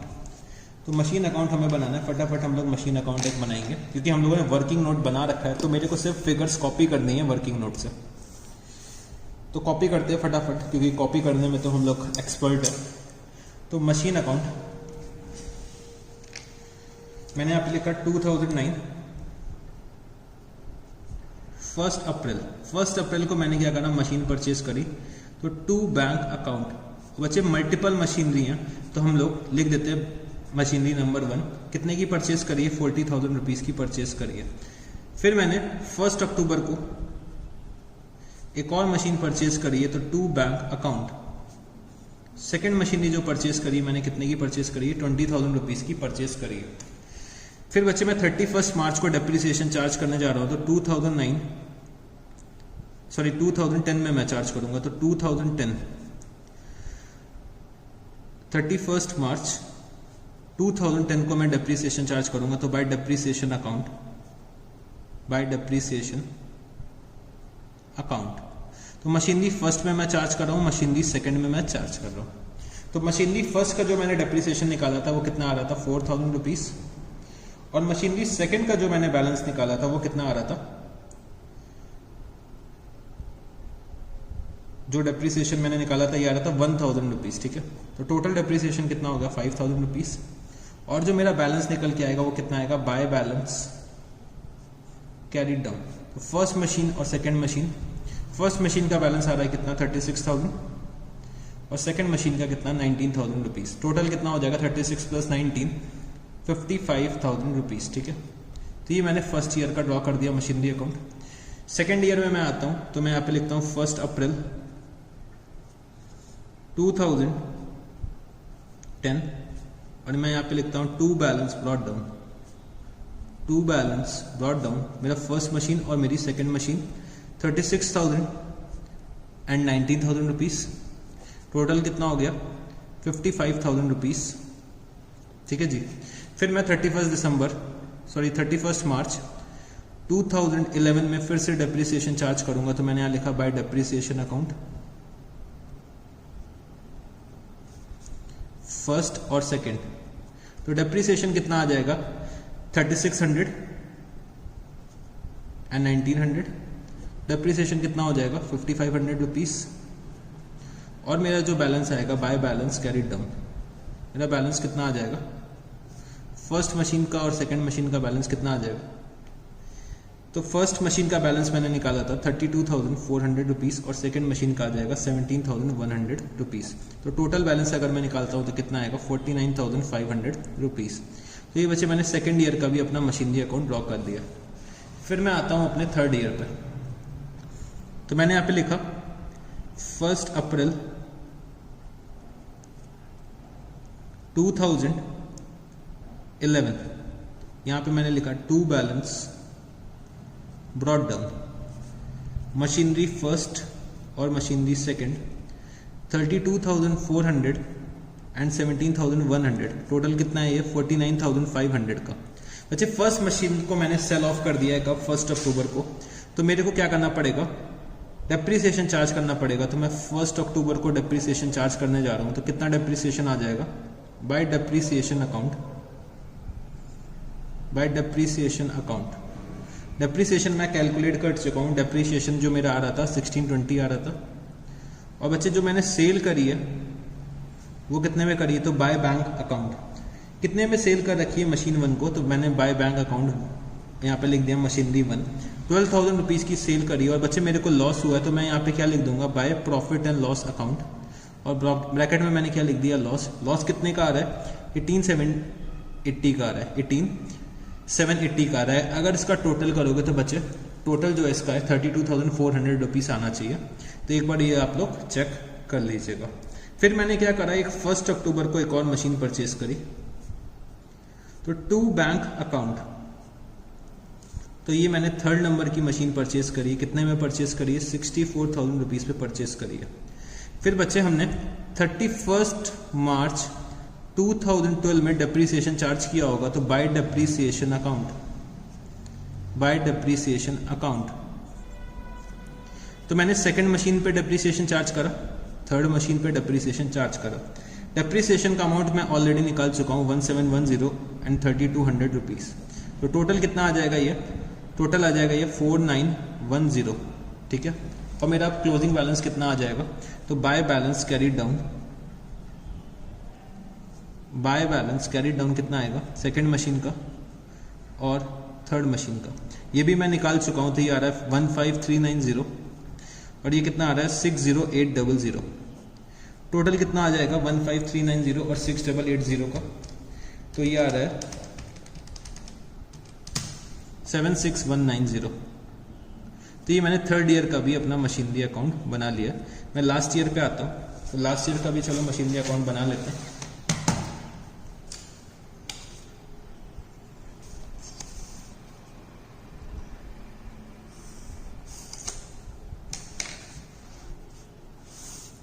तो 1 अप्रैल 2012 मैंने यहाँ पे क्या लिखा, to balance brought down, to balance brought down कितना, मशीन सेकंड और मशीन थर्ड। कितना बैलेंस आ रहा था 15390 60880। इसका टोटल कितना आ रहा था 76190, ठीक है। फिर मैं 31 मार्च 2013 में फिर से डेप्रीसिएशन चार्ज करूंगा, तो बाय डेप्रीसिएशन अकाउंट मैं सेकंड मशीन पे चार्ज कर रहा हूं अब, और थर्ड मशीन पे चार्ज कर रहा हूं। तो सेकंड और थर्ड मशीन पे कितना डेप्रीसिएशन आ रहा था 1539 और 6080। तो इसका टोटल कितना आ रहा था 1539 और 6080 का, तो ये आ रहा है 7619। मैंने टोटल डेप्रीसिएशन चार्ज करा और मेरा जो क्लोजिंग बैलेंस आएगा वो कितना आएगा बाय बैलेंस कैरी डाउन। ये भी मैं निकाल चुका हूँ अपने वर्किंग नोट्स पे, तो वहीं से कॉपी कर लो सेकंड और थर्ड। तो कितना आ रहा था 1385154,720। इसका टोटल कितना आ जाएगा 13851 का और 54720 का, तो 68571, ठीक है जी। तो यहाँ पे मैंने अपना मशीनरी अकाउंट 4th ईयर का भी बना लिया, ठीक है जी। तो हम लोगों ने आज की क्लास में बहुत से क्वेश्चंस डिस्कस कर लिए हैं डेप्रिसिएशन के। तो आज हम लोगों ने बहुत सी बातें डिस्कस करी। एक तो सबसे पहले जो हमने पढ़ा था प्रोविजंस और रिजर्व्स के बारे में पढ़ा था। तो बच्चे प्रोविजंस हम लोग क्यों बनाते हैं? अपने लायबिलिटीज को मीट आउट करने के लिए, जिसका अमाउंट हम लोग असर्टेन नहीं कर सकते विद सब्सटैंशियल एक्यूरेसी, ठीक है। या फिर लायबिलिटीज हम लोग बनाते हैं अपने एसेट्स की वैल्यू रिड्यूस करने के लिए, ठीक है जी। तो जो हम लोग प्रोविजंस बनाते हैं, तो प्रोविजंस हम लोग अपने प्रॉफिट एंड लॉस अकाउंट से बनाते हैं, ये भी हम लोगों ने डिस्कस करा था। और जो हम लोग रिजर्व्स बनाते हैं बच्चे, रिजर्व्स हम लोग क्यों बनाते हैं? अपने प्रॉफिट का एक सेगमेंट या एक कंपोनेंट हम लोग अलग कर लेते हैं, जिससे कि हम लोगों को कभी भी फ्यूचर में जरूरत पड़े तो उस पैसे को हम लोग क्या कर सके, यूज कर सके, अनफोर्सीन कंटिजेंसीज को मीट आउट कर सके उस पैसे से। तो हम लोग बच्चे अपने थोड़ा थोड़ा रिजर्व्स बना के चलते हैं। तो रिजर्व से क्या होता है बच्चे, हमारे कंपनी की जो फाइनेंशियल पोजीशन होती है वो और स्ट्रांग होती है। तो रिजर्व्स दो तरीके के होते थे, एक होता था जनरल, एक होता था स्पेसिफिक। जनरल रिजर्व में कोई भी पर्पस डिफाइन नहीं होता है, स्पेसिफिक रिजर्व्स का पर्पस डिफाइन होता है कि मेरे को इसको एक स्पेसिफिक काम के लिए यूज करना है। तो ये सब चीजें हम लोगों ने प्रोविजन रिजर्व्स के बारे में पढ़ी थी। फिर हम लोगों ने डेप्रिसिएशन चैप्टर शुरू करा था। डेप्रिसिएशन के बारे में हमने पढ़ा था कि डेप्रिसिएशन जो होता है वो बच्चे हमारा decrease in the value of assets होता है। तो मेरे को हर साल डेप्रिसिएशन चार्ज करना पड़ता है, जिससे कि मैं अपनी सही फाइनेंशियल पोजीशंस निकाल सकूं, जो मैं अपना जो प्रॉफिट निकालूं वो सही निकालूं, मेरा फाइनेंशियल पोजीशन सही हो, ठीक है। तो हमें हर साल डेप्रिसिएशन निकालना पड़ता है। और डेप्रिसिएशन जो होता है बच्चे वो मेरा क्या होता है, नॉन कैश एक्सपेंस होता है। और डेप्रिसिएशन जो होता है बच्चे वो मेरा क्या होता है, एक तरीके का नॉमिनल अकाउंट होता है। फिर हम लोगों ने डेप्रिसिएशन में दो मेथड्स जो मोस्ट इंपॉर्टेंट थे उसके बारे में आज काफी डिस्कस किया। एक तो होता है straight line method. Straight line method में हम लोग एक फिक्स्ड अमाउंट चार्ज करते हैं एज अ डेप्रिसिएशन। बट हम लोग WDV मेथड में क्या करते हैं, जो भी हमारा रिड्यूसिंग बैलेंस आता है उस पे हम लोग डेप्रिसिएशन चार्ज करते हैं। स्ट्रेट लाइन मेथड में हम लोग क्या करते हैं, ओरिजिनल कॉस्ट में चार्ज करते हैं और फिक्स्ड अमाउंट हर साल का डेप्रिसिएशन रहता है, मतलब डेप्रिसिएशन अमाउंट फिक्स होता है। और स्ट्रेट लाइन मेथड में हम लोगों ने एक दो चीजें पढ़ी थी। एक तो था कि फॉर्मूले से करेंगे cost minus scrap value divided bye life, और या फिर हम लोगों को अगर रेट दे रखा है तो हम लोग एसेट की कॉस्ट से मल्टीप्लाई कर लेंगे। WDV मेथड में भी हम लोगों ने एक तो देखा कि अगर रेट दे रखा है तो हम लोग रेट से डायरेक्टली मल्टीप्लाई करेंगे रिड्यूसिंग बैलेंस को, रिड्यूसिंग बैलेंस का कुछ परसेंटेज निकालेंगे, वही मेरा डेप्रिसिएशन हो जाएगा। और कभी कभी हो सकता है हमसे बोला जाएगा कि रेट ऑफ डेप्रिसिएशन कैलकुलेट करो अंडर WDV, तो उसका भी फॉर्मूला हमें पता है, 1 minus n under root of scrap value divided by scrap value या सैल्वेज वैल्यू या रेसिडुअल वैल्यू जो भी आप लोग बोलो, divided by cost of asset into 100, ठीक है। और WDV में कभी भी हमारा कॉस्ट ऑफ एसेट जीरो नहीं हो सकता। अच्छा, एक बात और मैं अगर बताना चाहूं तो मैं ये बोल सकता हूं कि जो स्ट्रेट लाइन मेथड और WDV मेथड होता है, ठीक है, स्ट्रेट लाइन मेथड और WDV मेथड होता है, उसमें जो फर्स्ट ईयर का डेप्रिसिएशन निकालेंगे किसी भी मशीनरी किसी भी एसेट पे, अगर मैं फर्स्ट ईयर का डेप्रिसिएशन निकालता हूं तो बच्चे फर्स्ट ईयर का depreciation under straight line method या फिर अंडर WDV मेथड क्या होगा, सेम होगा। क्यों सेम होगा समझने की कोशिश करना। 40,000 का अगर मैं 10% निकालता SLM से तब भी 4,000 रुपए आता। 20,000 का मैं हाफ ईयर का डेप्रिसिएशन निकालूं तब भी 1,000 रुपए आएगा SLM से और WDV से। फर्स्ट ईयर का जो डेप्रिसिएशन होता है वो सेम आता है। अगर हमसे कभी कोई पूछ ले कि सिमिलैरिटीज क्या होती हैं, तो सिमिलैरिटीज में हम लोग ये बोल सकते हैं कि जो हमारा फर्स्ट ईयर ऑफ डेप्रिसिएशन होता है, first year of depreciation under WDV and SLM is always equal, ठीक है। तो ये चीज भी हम लोग लिख सकते हैं। और हम लोगों ने आज बहुत सारे क्वेश्चंस भी सॉल्व किए हैं। तो सर क्या आज हम लोगों को कुछ होमवर्क नहीं मिलेगा बच्चे? चलो आप मेरे साथ, आप लोग क्या करिए, होमवर्क को नोट डाउन करिए। तो होमवर्क मेरे साथ यहाँ पे लिखिएगा, आज का होमवर्क क्या क्या है आपका। तो प्रोविजन और रिजर्व्स आपको बहुत अच्छे से रिवाइज करने हैं, उसके डिफरेंसेस पढ़ने हैं, ठीक है। और एक क्वेश्चन में मैंने आपसे बोला था कि यहाँ पे कुछ मशीनरी अकाउंट बनाना है, जो मैंने एक एग्जांपल कराया था, ये वाला एग्जांपल जो प्रिपेयर मशीनरी अकाउंट मैंने यहाँ पे लिख रखा है वो करना है। फिर एक difference between SLM and WDV लिखना है। सिमिलैरिटीज भी कुछ और ढूंढ लेना, ठीक है। सिमिलैरिटीज भी ढूंढोगे तो और भी कोई ना कोई सिमिलैरिटी मिलेगी। तो सिमिलैरिटीज भी ढूंढो, क्या क्या सिमिलैरिटीज और हो सकती हैं SLM और WDV में। डिफरेंसेस लिखना है, सिमिलैरिटीज लिखनी है। एक सिमिलैरिटी तो मैंने आपको बता दी है, ठीक है। अब आते हैं होमवर्क वाले पार्ट में। और क्या आपको होमवर्क करना है, तो आपको क्वेश्चन नंबर जो सॉल्व करना है, क्वेश्चन नंबर 2 सॉल्व करना है, क्वेश्चन नंबर 3 सॉल्व करना है, क्वेश्चन नंबर 5 सॉल्व करना है, क्वेश्चन नंबर 7 सॉल्व करना है। तो बच्चे ये 4 क्वेश्चंस आपको सॉल्व करने हैं, बट पहले जो मैंने क्वेश्चंस कराए वो आपको करने हैं। क्वेश्चन नंबर 1, क्वेश्चन नंबर 4 और 6 खुद से एक बार ट्राई करना है, ठीक है। तो इतना आज के क्लास के लिए इनफ है। तो चलो बच्चे, आज की क्लास को मैं यहीं पे ख़त्म करना चाहता हूँ, आज की क्लास को मैं यहीं पे एंड करना चाहता हूँ। तो फिर हम लोग मिलते हैं नेक्स्ट क्लास में। तो चलो guys, thank you, see you, tata, good night, bye bye.